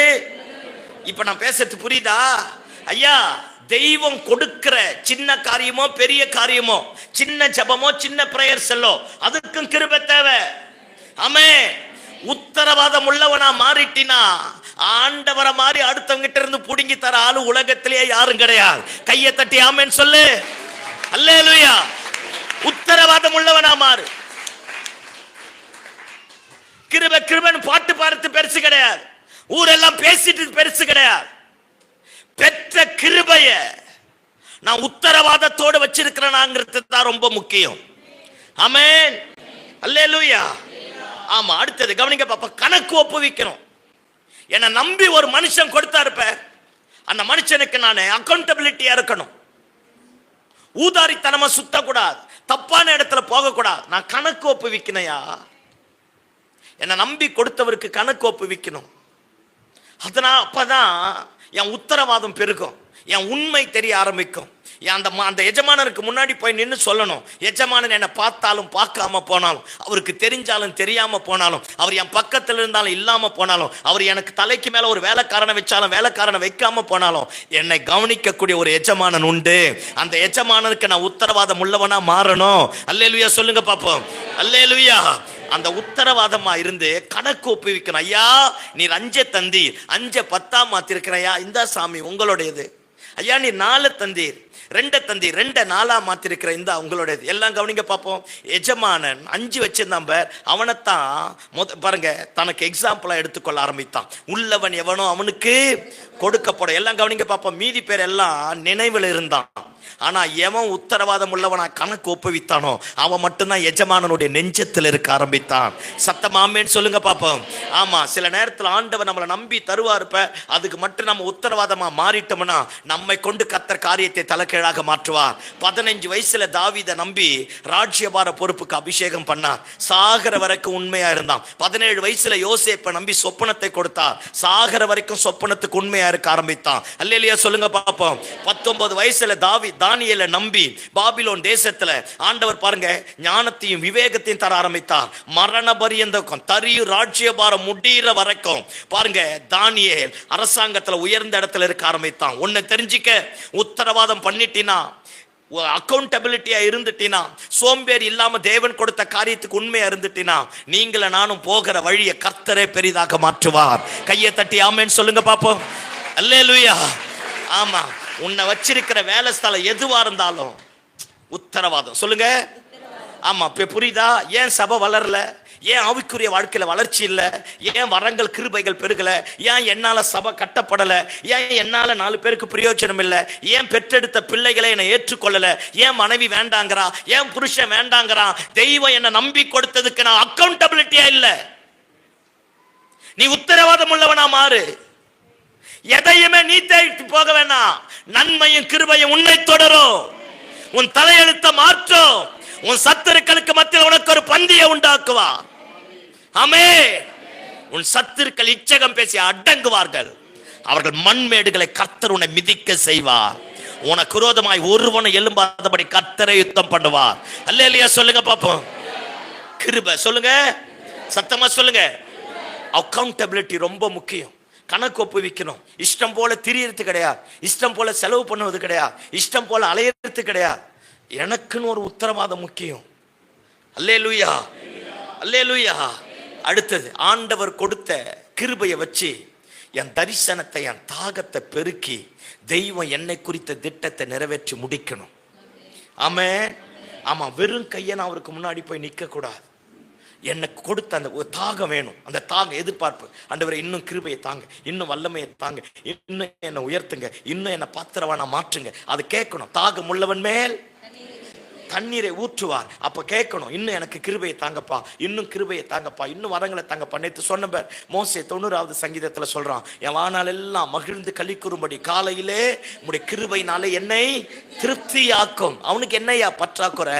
அவன் தான் கேட்கிறான், இன்னும் சொல்லுங்க, இன்னும் ஓடணும், இன்னும் எழும்பணும், இன்னும் ஆண்டவருக்காக சாதிக்கணும், இன்னும் ஆண்டவருக்காக ஏதோ ஒன்று பண்ணணும்னா தாகம். சொல்லுங்க, சத்தமா சொல்லுங்க, சத்தமா சொல்லுங்க. தாகம் ரொம்ப முக்கியம். அல்லேலூயா சொல்லுங்க பாப்போம். ஆமா, இந்த நல்ல பாருங்க, காலை வேளையில வந்திருக்கிறோம். பவுல் சொல்றான், தேவன் எனக்கு அளித்த கிருபை என்னை விருதாவா இருக்க விடவில்லை. அல்லேலூயா, அல்லேலூயா. இப்ப நம்ம பவுல் கிட்ட வருவோமே. பழைய ஏற்பாடு காலம் முழுக்க பாருங்க, கிருபை பெற்றவர்கள் எல்லாம் சரித்திரத்தை மாத்தினாங்க, ராஜ்யங்களை மாத்தினாங்க, சரித்திரத்தினுடைய ஆளுகைகளை மாற்ற ஆரம்பித்தாங்க. இப்ப புதிய ஏற்பாட்டுக்கு வருவோமே. எல்லாம் கவனிங்க பார்ப்போம். பவுல் பாருங்க, நான் பவுலை பத்தி சொல்லி முடிச்சுட்டு அப்புறமா வரேன். பாருங்க, அதை பத்தி சொன்னா தான் நமக்கே ஒரு நல்ல அறிவு கண்கள் திறக்கப்படும். எல்லாம் கவனிங்க பார்ப்போம். அவன் பெஞ்சமின் கோத்திரத்தை சேர்ந்தவன். எதை சேர்ந்தவன்? சத்தமா சொல்லுங்க. பரிசேய. யாரு? சத்தமா சொல்லுங்க. பெஞ்சமின் கோத்திர சேர்ந்தவன் பரிசேயன். கவனிங்க பார்ப்போம். அவனை மாதிரி பெரிய ஆள் கிடையாது. அந்த நாட்களிலே இஸ்ரவேல் தேசத்துல தேவாலயத்தில் பலி செலுத்தக்கூடிய எல்லா பலியினுடைய தோலையும் பவுலுடைய அப்பா தான் டெண்டர் எடுத்து வேர்ல்டு வைடா எக்ஸ்போர்ட் பண்ணுவாராம். அன்னைக்கு கட்டடங்கள் நிறைய கிடையாது, கூடாரம் தான். வேர்ல்டு வைடா எக்ஸ்போர்ட் பண்ண ஆரம்பிப்பா. எல்லா பலி செலுத்தக்கூடிய எல்லா பலியினுடைய தோலையும் இஸ்ரவேல் தேசம் முழுக்க டெண்டர் எடுத்து வேர்ல்டு வைடா எக்ஸ்போர்ட் பண்ணது பவுலுடைய அப்பா. பவுலுக்கு அப்பவே என்ன கிணறுகள் இருக்க ஆரம்பித்ததாம். பெரிய கோட்டீஸ்வரர், செல்வ சீமா. கவனிங்க பாப்போம். அவன் சொல்றான் பாருங்க, நான் தர்சு பட்டணத்து யூதன். தர்சு பட்டணத்துல சீக்கிரத்துல யாரும் ஈஸியா குடியேற முடியாது. இப்ப நமக்கு புரியுற மாதிரி பேசுறேன். அமெரிக்கா சிட்டிசன்ஷிப் கிரீன் கார்டு வாங்கியிருக்கிறான் அப்படிங்கிற மாதிரி அந்த மாதிரி தர்சு பட்டணம்னாலே நல்ல எஜுகேட்டட் ஃபெல்லோஸ், நல்லா படிச்சவன் அந்த இடத்துல இருப்பானா, நல்ல கோட்டீஸ்வரன் இருப்பான், உலகளாவில பேர் பெற்றவன் அந்த இடத்துல இருப்பான். அதனால தான் இவன் சொல்றான், நான் தர்சு பட்டணத்து யூதன் அப்படின்னு சொன்ன உடனே அவனை கைது பண்ண வரவலாம் அப்படியே விட்டுட்டு விலகி நிற்கிறான். அந்த பட்டணத்துக்கு அவ்வளோ ஒரு மேன்மை பாருங்க. இவன் அந்த ஊர்ல பிறக்க ஆரம்பித்தான். அவங்க அப்பா அத்தனை பெரிய கோட்டீஸ்வரன். கவனிங்க பாப்பா, இவ்வளவு பெரிய கோட்டீஸ்வரன் தான். பவுல மாறி படிச்சவன் அன்றைய நாட்களில் ஒருத்தனம் கிடையாது. கலாத்திய நிருபத்துல பவுல் எழுதும் போது இப்படி எழுதுறான், நியாயப்பிரமாணத்தை என்னை போல கற்ற யூதன் ஒருவனும் இல்லைங்கிறான். ஜூவிஷ் பீப்புள்லேயே, எல்லா யூதர்களிலேயே, எல்லா லேவி கோத்திரத்தை சேர்ந்த ஆசாரியர்களிலேயே இவனை மாறி நியாயப்பிரமாணத்தை கற்று தேறினவன் யாரும் கிடையாது. அப்பேற்பட்ட அற்புதமான ஒரு பெரிய பரிசுத்தவான் அவன். கவனிங்க பாப்போம். நியாயப்பிரமாணத்தை கற்று தேர்னான். அவனை மாதிரி படிப்பாளி யாரும் கிடையாது. நல்லா படிச்சு தேர்னவன், எல்லாத்திலையும் தேர்னவன். இது பாருங்க, படிப்புல அவனை யாரும் பீட் பண்ண முடியாது, பணக்கார விஷயத்துல பீட் பண்ண முடியாது, அவன் இருந்த பொசிஷன்ல யாரும் அவனை ஆக்குபை பண்ண முடியாது. இது எல்லாம் இப்படி மாறிடுச்சா? பரிசேயனுக்கு பரிசேயம், கலங்கம் இல்லாத, கலப்படம் இல்லாத ஒரு யூதன் அவன், பெஞ்சமின் கோத்திரத்தை சேர்ந்தவன். இது எல்லாம் ஒரு பக்கமா. அன்றைய நாட்களில பழைய ஏற்பாட்டு காலத்துல தான் பாருங்க, வேதாகமத்தில் சொல்லப்பட்ட லேவிய முறைமையின்படி ஆசாரியத்துவம் வர ஆரம்பித்தது. ஆனா கொஞ்ச நாள் போக போக போக போக ஆசாரித்துவமானது பாருங்க தேவன் நிர்ணயிக்கிற ஆட்கள் கிடையாது. பாருங்க, எவன் மனுஷனா நிர்ணயம் பண்றான்னு அவன் வந்துட்டான். இப்போ இருக்கு பேர், அழைக்கப்பட்டவங்களை விட அமர்த்தப்பட்டவங்க நிறைய பேர் இருக்காங்க. நான் சொன்னேன்ல, அழைக்கப்பட்டவங்களோட நுழைக்கப்பட்டவங்க நிறைய பேர் இருக்கிறான். அல்லேலூயா சொல்லுங்க பாப்போம். இன்னைக்கு எவன் அழைக்கப்பட்டான், எவன் நுழைக்கப்பட்டான், எவன் அமர்த்தப்பட்டான்னு ஒண்ணுமே தெரியல. ஆமே, நம்ம அதுக்கு மேல வெளுத்ததெல்லாம் பாலுன்ட்டு பெனாயில் பாட்டிலையும் குடிச்சிடுறது. சத்தமா ஆமேன்னு சொல்லுங்க பாப்போம். அந்த மாதிரி இன்னைக்கு எப்படி மாறிடுச்சு அந்த கடைசி காலத்துல, அதே மாதிரிதான் இயேசு கிறிஸ்து பிறப்பதற்கு முன்னாடி ஒரு 100 ஆண்டுகளுக்கு, ஒரு 50-60 ஆண்டுகளுக்கு முன்னாடி மாறிடுச்சு. கவனிங்க பாப்போம். ஹில்லேல் அப்படிங்கிறவர் தான் முதல் பைபிள் காலேஜை தொடங்கினார். ஹில்லேலுக்கு அப்புறம் சிமியோன் ஒருத்தர் வந்தார். சிமியோனுக்கு அப்புறம் கமாலியேல் வந்தார். கமாலியேலுக்கு அப்புறம் யார் வந்த எனக்கு என்ன, நான் இல்லப்பா. முதல் ஹில்லேல், இரண்டாவது சிமியோன், மூணாவது கமாலியேல், அடுத்தது பவுல். இப்ப பாருங்க, கமாலியேல் உயிரோடு இருக்கிறா. கமாலியேல் செத்து முடிச்ச உடனே இப்ப யார் தான் அடுத்த ஸ்தானத்துக்கு வரணும்? பவுல் தான் வரணும். சனகரிம் சங்கம் 70 பேர். அந்த 70 பேரும் ஒன்னா சேரணும்னா பவுல் சைன் பண்ணாதான் சேர முடியும்.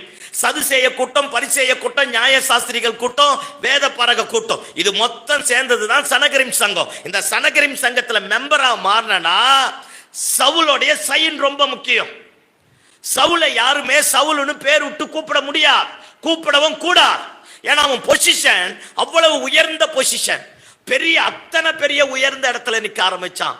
அப்பேற்பட்டவன் தான் இயேசு கிறிஸ்துவினுடைய உபதேசத்தை கேட்டு இயேசு உயிர்த்தெழுந்து பரமேறி எடுத்துக்கொள்ளப்பட்டவுடனே அப்புறம் அப்போஸ்தலர் 2வது அதிகாரத்துல பரிசுத்த ஆவியானவர் இறங்கி சபை ஸ்தாபிக்கப்பட்டு ஜனங்கள் எல்லாம் ரட்சிக்கப்பட்ட உடனே தான் இது என்ன புதிய உபதேசமா இருக்கு, புதிய கொள்கையா இருக்கு, அந்த மரிச்சு போன இயேசுவை இவன் ஃபாலோ பண்றான் அப்படின்னு தான் எல்லாருக்கிட்டையும் இவன் சைன் வாங்கிட்டு பாருங்க, யார் யாரெல்லாம் ரட்சிக்கப்பட்ட ஆண்டவரை ஏற்றுக்கொண்டார்களோ அத்தனை பேரையும் கொலை பண்ண ஆரம்பித்தான். வசனம் சொல்லுகிறது, மரணத்திற்கு அவர்களை ஒப்பு கொடுக்கிற வரைக்கும் அடங்க மாட்டானாம். தூக்கு தண்டனை வாங்கி அவனை சாகடிக்கிற வரைக்கும் அடங்க மாட்டானாம். சீறி பாய்ந்தானாம் சிறுத்தையை போல.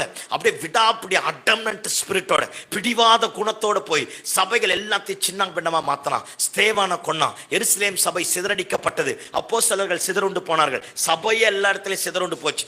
சிதறுண்டு போனவர்கள் எங்கெங்கெல்லாம் போய் சுவிசேஷத்தை அறிவித்தார்களோ அங்கெல்லாம் இவன் போய் பயங்கர கொடுமை பண்ண ஆரம்பித்தான். கொடுமை பண்ணிட்டு கடைசியா தமஸ்குவுக்குள்ள இருக்கிற அத்தனை பேரையும் கொல்லான்ட்டு ஐயா லெட்டர் எல்லாம் வாங்கிட்டு ஆமென் குதிரை மேல ஏறிட்டு ஐயா போயிட்டே இருந்தார். நடுப்பகல் 12 மணி உச்சி வெயில் நேரத்துல தமஸ்குவுக்கு சமீபமாய் வருகையில் ஒருத்தர் இப்படி பிரசங்கம் பண்ணா, God will do miracle at climax. அல்லேலூயா. ஆமா, அந்த ஓட விட்டுட்டு வெட்டுறதுல ஆண்டவருக்கு ஈக்குவல் ஆண்டவர் தான். அல்லேலூயா சொல்லுங்க பாப்போம். ஆமா, அவரை மாதிரி வில்லனும் கிடையாது, அவரை மாதிரி கதாநாயகனும் கிடையாது. நான் பைபிள் இருக்கிறத சொல்றேன். அவர் புனிதனுக்கு புனிதனாகவும் மாறுபாடு உள்ளவனுக்கு. ஆமா, நம்ம 1ஆம் நம்பர் கிரிமினல் யோசித்தா தலைவர். ஸ்தோத்திரம் ஆண்டவரே. புனித ஆண்டவமாரே, மாறுபாடு உள்ளவனுக்கு புனிதனுக்கு. தேங்காய் மண்டை வச்சுட்டு ஓவரா யோசிக்காத. இயேசுவின் ரத்தம் செய்யும். தேங்காய் மண்டை வச்சு உருட்ட கூடாது. அதனால தான் தாவீது சொல்றான் சாலமோனை பார்த்துட்டு, அவர் நினைவுகளின் தோற்றங்களை அறிகிறவர். நீ திங்க் பண்றதுக்கு முன்னாடி தலைவருக்கு படமா போகும். அடக்கம் அமரருள் வைக்கும், அடங்காமை நடுத்தருளை கொண்டு வந்து நிப்பாட்டும். அல்லேலூயா சொல்லுங்க பாப்போம். அதனால ஞானமா, விவரமா, விவேகமா, புத்தியா நட அப்படின்னு சாலமோனுக்கு தாவீது சொன்னான். இப்ப இங்க கவனிங்க பாப்போம். எல்லாத்தையும் முடிச்சிட்டு தமஸ்குவுக்கு சமீபம் வந்தோடனே நடுப்பகல் வெயிலை விட அதிகமான பிரகாசம் அவனை தாக்கி கீழே விழ கண்ணெல்லாம் குருடா மாறி போக, அப்பத்தான் நடுங்கி திகைத்து இவன் பயப்படவே மாட்டான். பயன்றதே பவுலுக்கு தெரியாது. நடுங்கி திகைத்து லைஃப்ல முறையா வார்த்தை தடதழக்க ஆண்டவரை பார்த்து கேட்கிற, ஆண்டவரே நீர் யார்? நீ துன்பப்படுத்துகிற சவுலே சவுலே. கடினமா ரொம்ப போயிட்டடா தம்பி. இந்த பைபிள் எங்கெங்கெல்லாம் 2 பேரை கூப்பிட்டாரவங்களாம் சாதிச்சிருப்பாங்க தெரியுமா? மோசே மோசே, சாமுவேல் சவுலே.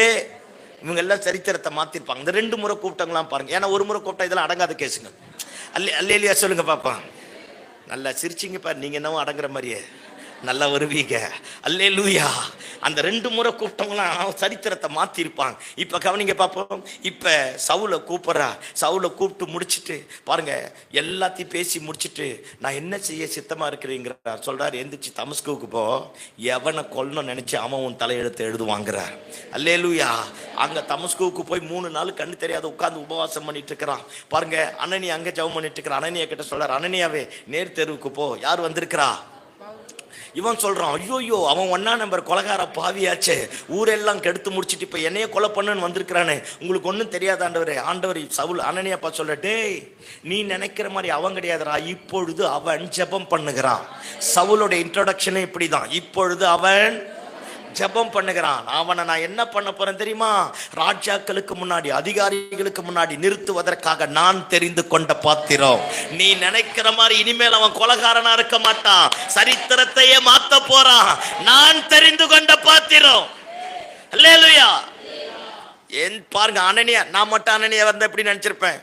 ஆண்டவர் சொல்றாரு, அவன் மாறினானோ. நீங்க இதெல்லாம் பண்ணாத மாதிரி என்னை பாக்குறீங்க பார்த்தீங்களா? அதனால தான் மாறினானோ மாறலையோன்னு தெரியல. பாருங்க, வீட்டுக்குள்ள போயிட்டு அனனியா அங்க சவுல் அங்க முட்டி போட்டு இருக்கா. இவங்க சொல்லுவான், சவுலே நீ வர வழியில உனக்கு தரிசனமானவர் என் கூட பேசுறார் அப்படின்னு. உடனே சவுல் அழுதுருப்பான், கண்டெல்லாம் தண்ணி வந்திருக்கும். அப்பதான் நம்பியிருப்பான், மாறிட்டான் போல இருக்கு. பக்கத்துல போனா மறைச்சு வச்சு இந்த கத்தி எடுத்து குத்திட்டா. சூத்திரமாண்டவரே, அவன் தான் சரியான வித்தக்காரனாச்சே. அல்லேலூயா சொல்லுங்க பாப்போம். ஆமா, இவன் போய் தலை மேல கையை வச்ச உடனே உடைய கண்களில் செதில்கள் போன்றவை விழுந்து பாருங்க, உடனே இம்மீடியட்டா ரட்சிக்கப்பட்டானா. ஞானஸ்தானம் எடுனா ஊர்ல இருக்கிறவங்கலாம் போய் கேட்டு வருது. 500 வருஷமா சர்ச்சுக்கு வந்து ஞானஸ்தானம் எடுனா எங்க போய் கேட்டுன்னு வருது? ஆமா, என் ஜோசிக்காரங்கிட்ட கூட போ, சூனியக்காரங்கிட்ட கூட போ, ஆளுகளப்பா நல்ல சோத்திரம் ஆண்டவரே. என்னன்னு எனக்கும் விளங்கல, உங்களுக்கு எதனா விளங்குதா? இத்தனை வருஷமா சர்ச்சுக்கு வந்து இவ்வளோ பிரசங்கத்தை கேட்டு இத்தனை கூட்டத்துக்கு வந்து இன்னும் என்ன எடுக்கிறது கிடையாது. கேட்டா சொல்றது, பாஸ்டர் அவரை கேட்கணும் பாஸ்டர். ஐயோ பத்தினியப்பா, நீ இது வரைக்கும் எல்லாத்தையும் அவரை கேட்டுத்தானே செஞ்ச. ஆளுகளை பாரு, நல்ல பண்ற அக்யூஸ்டுத்தனம் எல்லாம் பண்ணிட்டு நல்ல காரியத்துக்கு மட்டும் யாரை கேட்கணுமா? நல்லா வருவீங்க நீ, அதுக்கு மேல புருஷனாவே இருக்கிறது கிடையாது. அல்லேலூயா. டிஸ்கஸ் பண்ணிட்டு வரேன் பாஸ்டர். இப்போ டிரான்ஸ்ஃபர் பண்ண போறோம். டிஸ்கஸ் பண்ணிட்டு, இந்த டிஸ்கஸ்ல இருக்கக்கூடாது. இந்த 3 நாள் கூட்ட முடியுதா? நாளைக்கே ஞானஸ்தானத்துக்கு ஒப்பு கொடு. ஆமே. இந்த சென்னை பட்டணத்தில் ஒரு அம்மா ரட்சிக்கப்பட்டு சர்ச்சுக்கு வந்து நல்ல ஆண்டவரை ஏற்றுக்குச்சு. பாருங்க, புருஷன் 1ஆம் நம்பர் குடிகாரன், தப்பான சில வழிகளில் போறவன். அவங்க தம்பி பாஸ்டர், சீனியர் பாஸ்டரும் ஒருத்தர் அதே சர்ச்சில் இருக்கிறார். தம்பி இருக்கிற மச்சின இருக்கிற சர்ச்சுக்கு தான் வந்துருச்சு. வந்து ரட்சிக்கப்பட்டு சொல்லிடுச்சான், நான் இன்னைக்கு கண்டிப்பாக ஞானஸ்தானம் எடுக்க போறேன். யாரோ புருஷங்கிட்ட சொல்லிட்டு இருக்கிறாங்க. அந்த ஆள் குடிச்சிட்டு வந்துட்டான், கஞ்சா பாட்டி குடிச்சிட்டு வந்துட்டான். அந்த யாரை கேட்ட நீ ஞானஸ்தானம் எடுக்க போற? எடுத்துன கொன்னே போட்டுருவேன். நான் எடுக்கலையா, சும்மா சர்ச்சுக்கு வந்து ஜெபம் பண்ணிட்டு போனேயா, தம்பி கூப்பிட்டுச்சு அதனால வந்து அப்படின்ட்டு அந்த அம்மா போயிட்டு. ஆண்டவர் அப்படியே பேசியிருக்கிறார். இந்த அம்மா பாஸ்டருக்கு ஃபோன் பண்ணி சொல்லிச்சான், சீனியர் பாஸ்டர், பாஸ்டர் இன்னைக்கு நீங்க ஞானஸ்தானம் கொடுக்கலாம், நான் வேற எங்கன்னா போய் எடுத்துப்பா அப்படின்னு நினைச்சான். சரி வாமா அப்படின்ட்டு இருக்கிறார். பாருங்க, வாமான்னு சொல்லிட்டு இருக்கிறாங்க. புது புடவை ஒண்ணு வேணாம், இருக்கிற மாதிரியே வா, இதுக்கு போறது. ஏன்னா அதை கட்டின உடனே மீகாவுக்கு சொந்தக்காரன மாறிடும் பாரு. அல்லேலூயா. சோத்திரம் ஆண்டவரே. புரியுதா நான் பேசுறது? பாருங்க, அடுத்த சண்டே வந்துடுச்சான். சண்டே வந்து அதான் மச்சினங்கிட்ட சொல்லிட்டுச்சான், நான் வந்து ஞானஸ்தானம் எடுத்துக்கிறேன். அண்ணன் வந்து எதனா கத்துவாரு, வேண்டாம் அப்படின்னு, நான் வந்து ஞானஸ்தானம் எடுத்துக்கிறேன்ட்டு. பாருங்க, சொல்லாமல் சர்ச்சுக்கு வந்து பாஸ்டர் கூப்பிட்டு ஞானஸ்தானம் எடுத்துட்டு கரை ஏறி முடிச்சு ட்ரெஸ்ஸை மாற்றிட்டு வந்தால் வந்து நின்ட்டாரான். இந்த அம்மா பாருங்க, நேராக போய் புருஷன் காலில் விழுந்துச்சான். இனிமேல் சத்தியமாக எடுக்க மாட்டேன்னுச்சான். அது அம்மா, நீ எல்லாம் சொம்மா. அல்லேலூயா. அவனுக்கு ஏறின டென்ஷன்லாம் குறைஞ்சிட்டு சொன்னானா, எனக்கு தெரியும் என் ஒய்ஃபை பத்தி. அல்லேலூயா. ஐயோ, மீதி எல்லாத்துக்கும் fill in the blanks. ஆனா தேவனுக்கு கீழ்ப்படியத்துல மட்டும்தான் அப்படியே யோசனையா வரும். அப்பத்தான் அங்க போய் கேட்கறது, இங்க போய் கேட்கறது, இங்க போய் கேட்கறது, இங்க போய் கேட்கறது. ஏசு வர வரைக்கும் கேட்டுனாரு. ஐயா சொன்னது போல அந்தி கிறிஸ்து விழுதுன்னும் எல்லாம் மேல போனோம். ஐயா சொன்னதா அதோட வருவான் பாரு உங்க பார்ட்னர். ஞானஸ்தானம் எடுக்காதால இப்ப எடுத்துடணும். எடுத்துட்டு போய் சொல்லி இனிமேல் சத்தியமா எடுக்க மாட்டேன்னு. முடிஞ்சிடுச்சு, எல்லாம் முடிஞ்சிடுச்சு. நம்ம எதெல்லாம் பெருசா நினைக்கிறோமோ அதெல்லாம் சின்னதா நினைய. அல்லேலூயா. தேவ சத்தத்துக்கு கீழ்ப்படிஞ்சு எடுத்துரு. ஆமே, ஒரு பிரச்சனை இல்லை. ஏசு உயிரோடு இருக்கிறா. தலைவர் நாளைக்கு வந்தா கூட பரலோகம் போயிடலாம். அல்லேலூயா. ஆமா, எடுக்காத தம்பிமார், தங்கச்சிமார், அம்மாமார் எல்லாம் இயேசுவின் ரத்தம் செய்ய. அல்லேலூயா. சில பேர் சொல்றது, எனக்கு ஒண்ணுமே புரியல பாஸ்டர். சரி, புரிஞ்சு மட்டும் என்னத்த பண்ண? ஒண்ணும் கிடையாது. அப்ப எடுத்துருங்கிறேன். அல்லேலூயா சொல்லுங்க பாப்போம். அல்லேலூயா. ஞானஸ்தானம் எடுக்கணும். சத்தமாமே. ஆமா. ஆனா சவுல் பாருங்க, அவ்வளோ பெரிய மதவாதி, கொலகார பய, சபையை கெடுத்து சின்ன பண்ணமா மாத்தனவன் அனனியா வந்து கையை வச்ச உடனே என்ன தடுத்தான்? நீ பைபிள் அட்டையே திறக்கிறது இல்ல, இதுக்குள்ளேயே போயிருத்து. மீகாவேல் கிட்ட காப்ரியல் கிட்ட கேட்டுக்கின்னு வர எல்லா வேலும் தான் எஸ்கேப் ஆயிட்டாங்களே. அல்லேலூயா சொல்லுங்க பாப்போம்.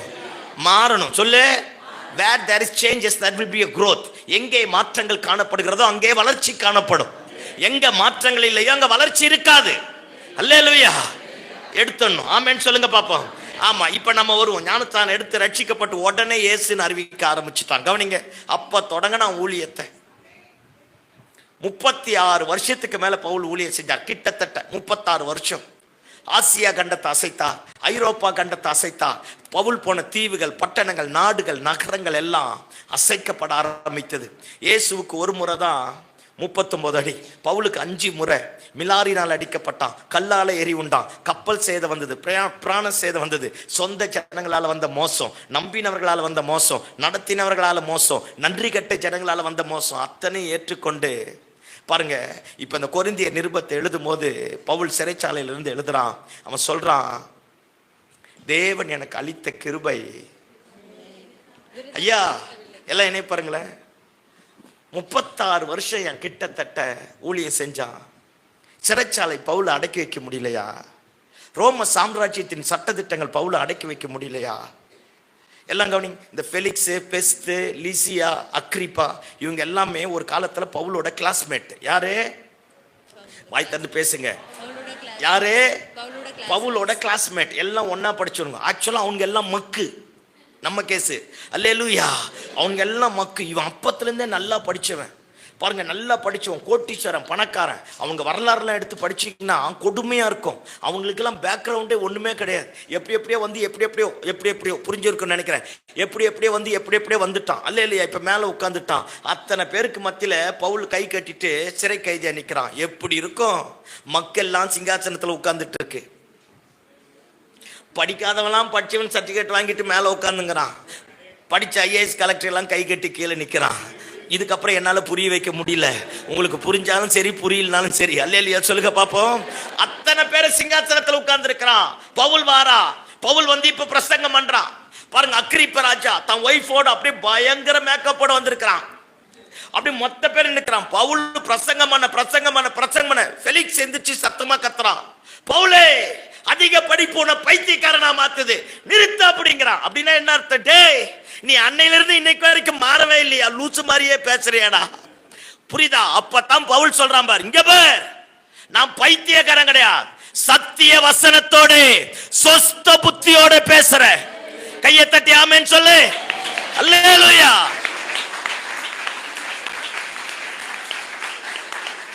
சொன்னாம் பாரியா, அரசவ அவெல்லாம் ஜனாதிபதி, அதிபதிகள் அத்தனை பேர் உட்கார்ந்து இருக்கிறான். ராஜா உட்கார்ந்து இருக்கிறான். அத்தனை பேருக்கு மத்தியில சொல்றான், சத்திய வசனத்தோட சொஸ்த புத்தியோட பேசுற. நீ நினைக்கலாம் இது பைத்தியக்காரத்தனன்னு. கேட்டுப்பார் அக்ரிப்பா ராஜாவ, இது ஏதோ மூளையில நடந்த காரியம் கிடையாது, சரித்திரமே அறிந்த காரியம். அல்லேலூயா சொல்லுங்க பாப்போம். எல்லாம் நினைப்பார், கிருபை மட்டும் உன் மேல வந்துடுச்சுன்னா, கிருபையை மட்டும் நாம அண்டிக்கொண்டா எந்த இடத்துல ஏற முடியாதோ அந்த இடத்துல கிருபை ஏறி கொண்டு போய் நிற்க பண்ணும். அல்லேலூயா. நான் சிறைப்பட்டு போனாலும் கிருபை என் மேல இருந்தா சிறைச்சாலை என்னை கட்டி வைக்க முடியாது. நான் அடிமைப்பட்டு போனாலும் கிருபை என் மேல இருந்தா அடிமைதனத்தின் நுகம் உடைக்கப்படும். ஆமென்.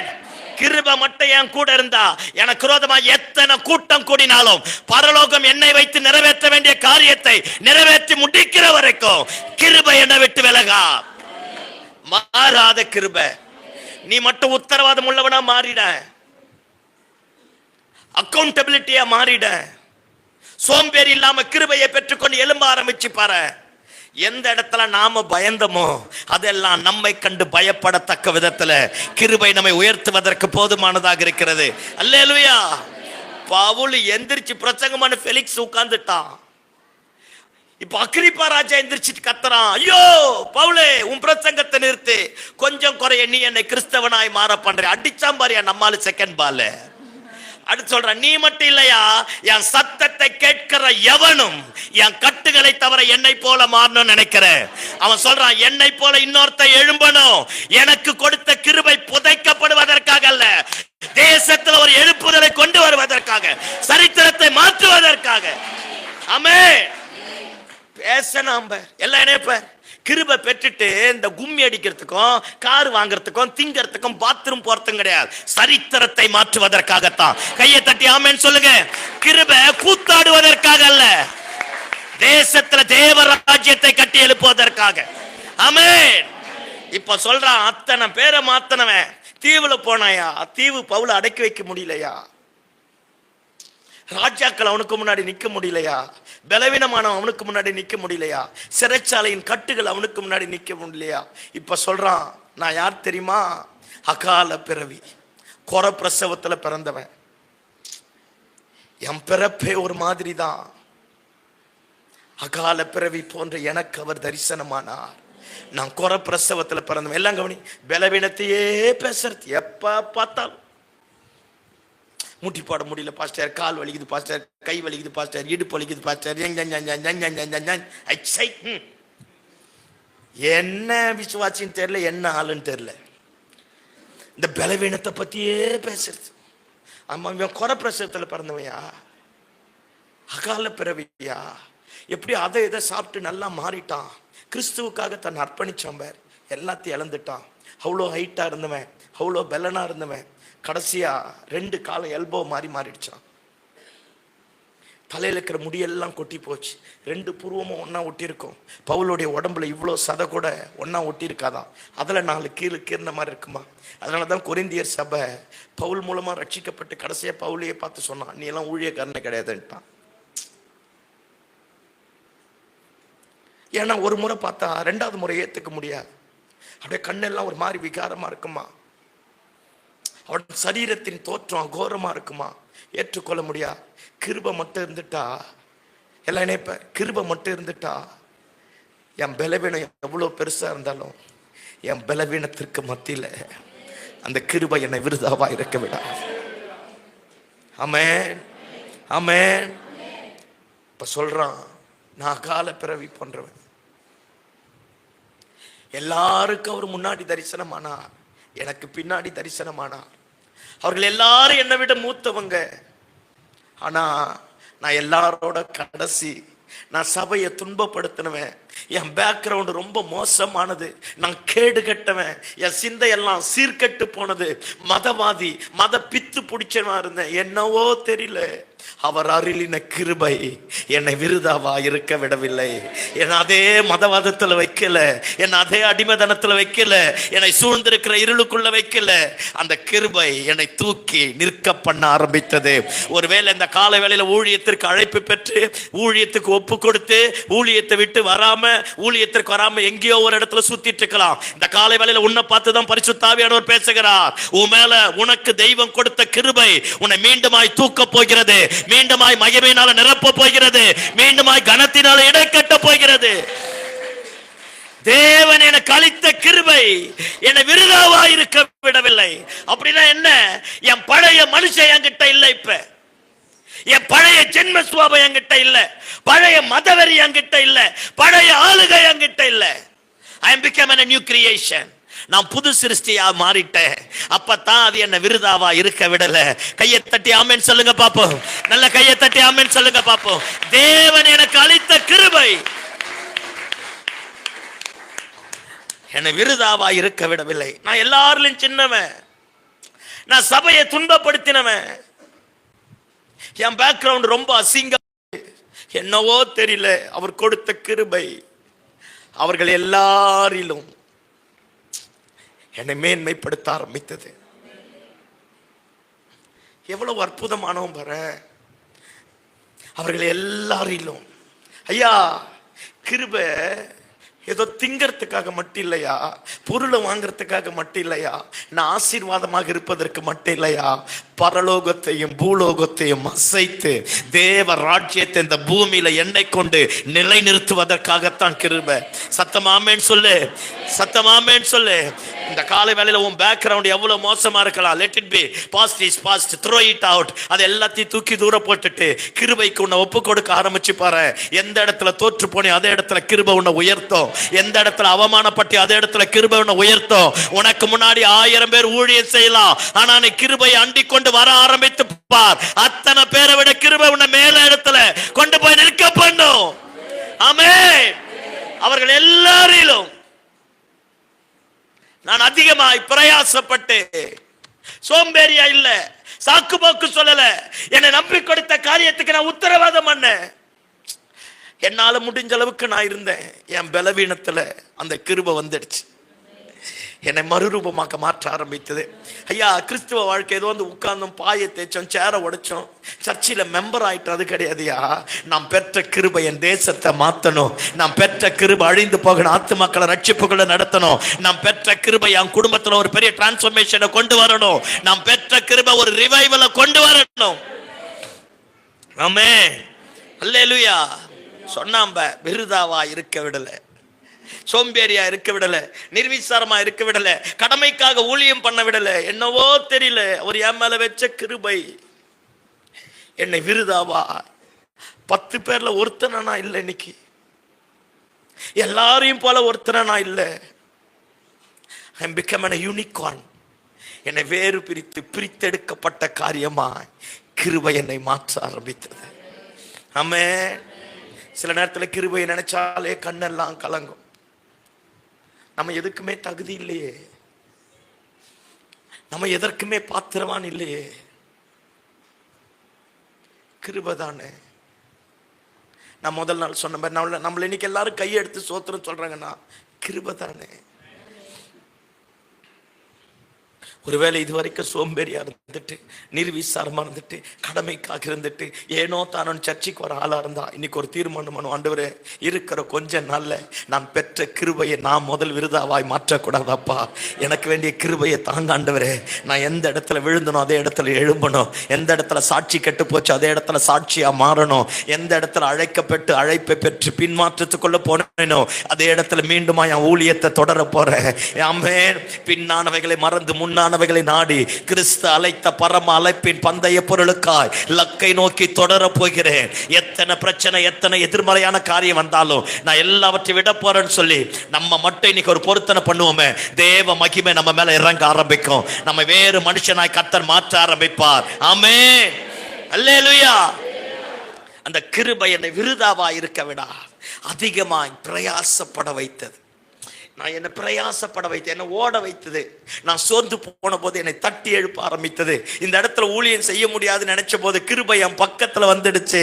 டேய், உன்னால முடியும்டா, நீ சாதிச்சு காட்டுடான்னு சொல்ல ஆரம்பித்தது. என்னை பிரயாசப்பட வைத்தது, என்னை ஓட வைத்தது, என்னை எழும்ப பண்ணினது, என் சோர்வை நீக்க ஆரம்பித்தது, என் தரிசனத்தை புதுப்பித்தது, என்னை குறித்து பரலோக வைத்த திட்டத்தை கிருபை என்னிலே நிறைவேற்றினது. இப்பதான் சொல்றான், எனக்கு அளித்த கிருபை விருதாவாய் விடல. கிருபையை பெற்ற நாம என்ன பண்ணிட்டு இருக்கிறோம்? எங்க தூங்கிட்டோம், எங்க இழந்துட்டோம், எதை மிஸ் பண்ணிட்டோம்? சும்மா பாட்டு பாடிட்டு கூத்தடிச்சிட்டு போறதா? அதுக்காயா கிருபை? அதுக்கு இல்லையா? தேவராட்சியத்தை கட்டி எழுப்பணும். நம்மால சொல்ல முடியுமா அவர் அளித்த கிருபை என்னை விருதாவாய் இருக்க விடவில்லை? நான் அவர்கள் எல்லாரிலும் அதிகமாய் பிரயாசப்பட்டேன். நான் நிற்பது தேவ கிருபையே.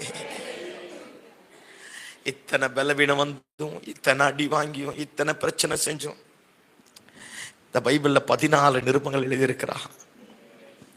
பேதுரு பவுலுடைய நிருபங்களை பார்த்து சொல்றான், அது கிரகித்து கொள்ளக்கூடாதவைகளா இருக்கு, அது ஆழமான வெளிப்பாடுகள் நிறைந்தவைகளாக இருக்கு, என்னால புரிஞ்சு கொள்ள முடியலங்கிறான்.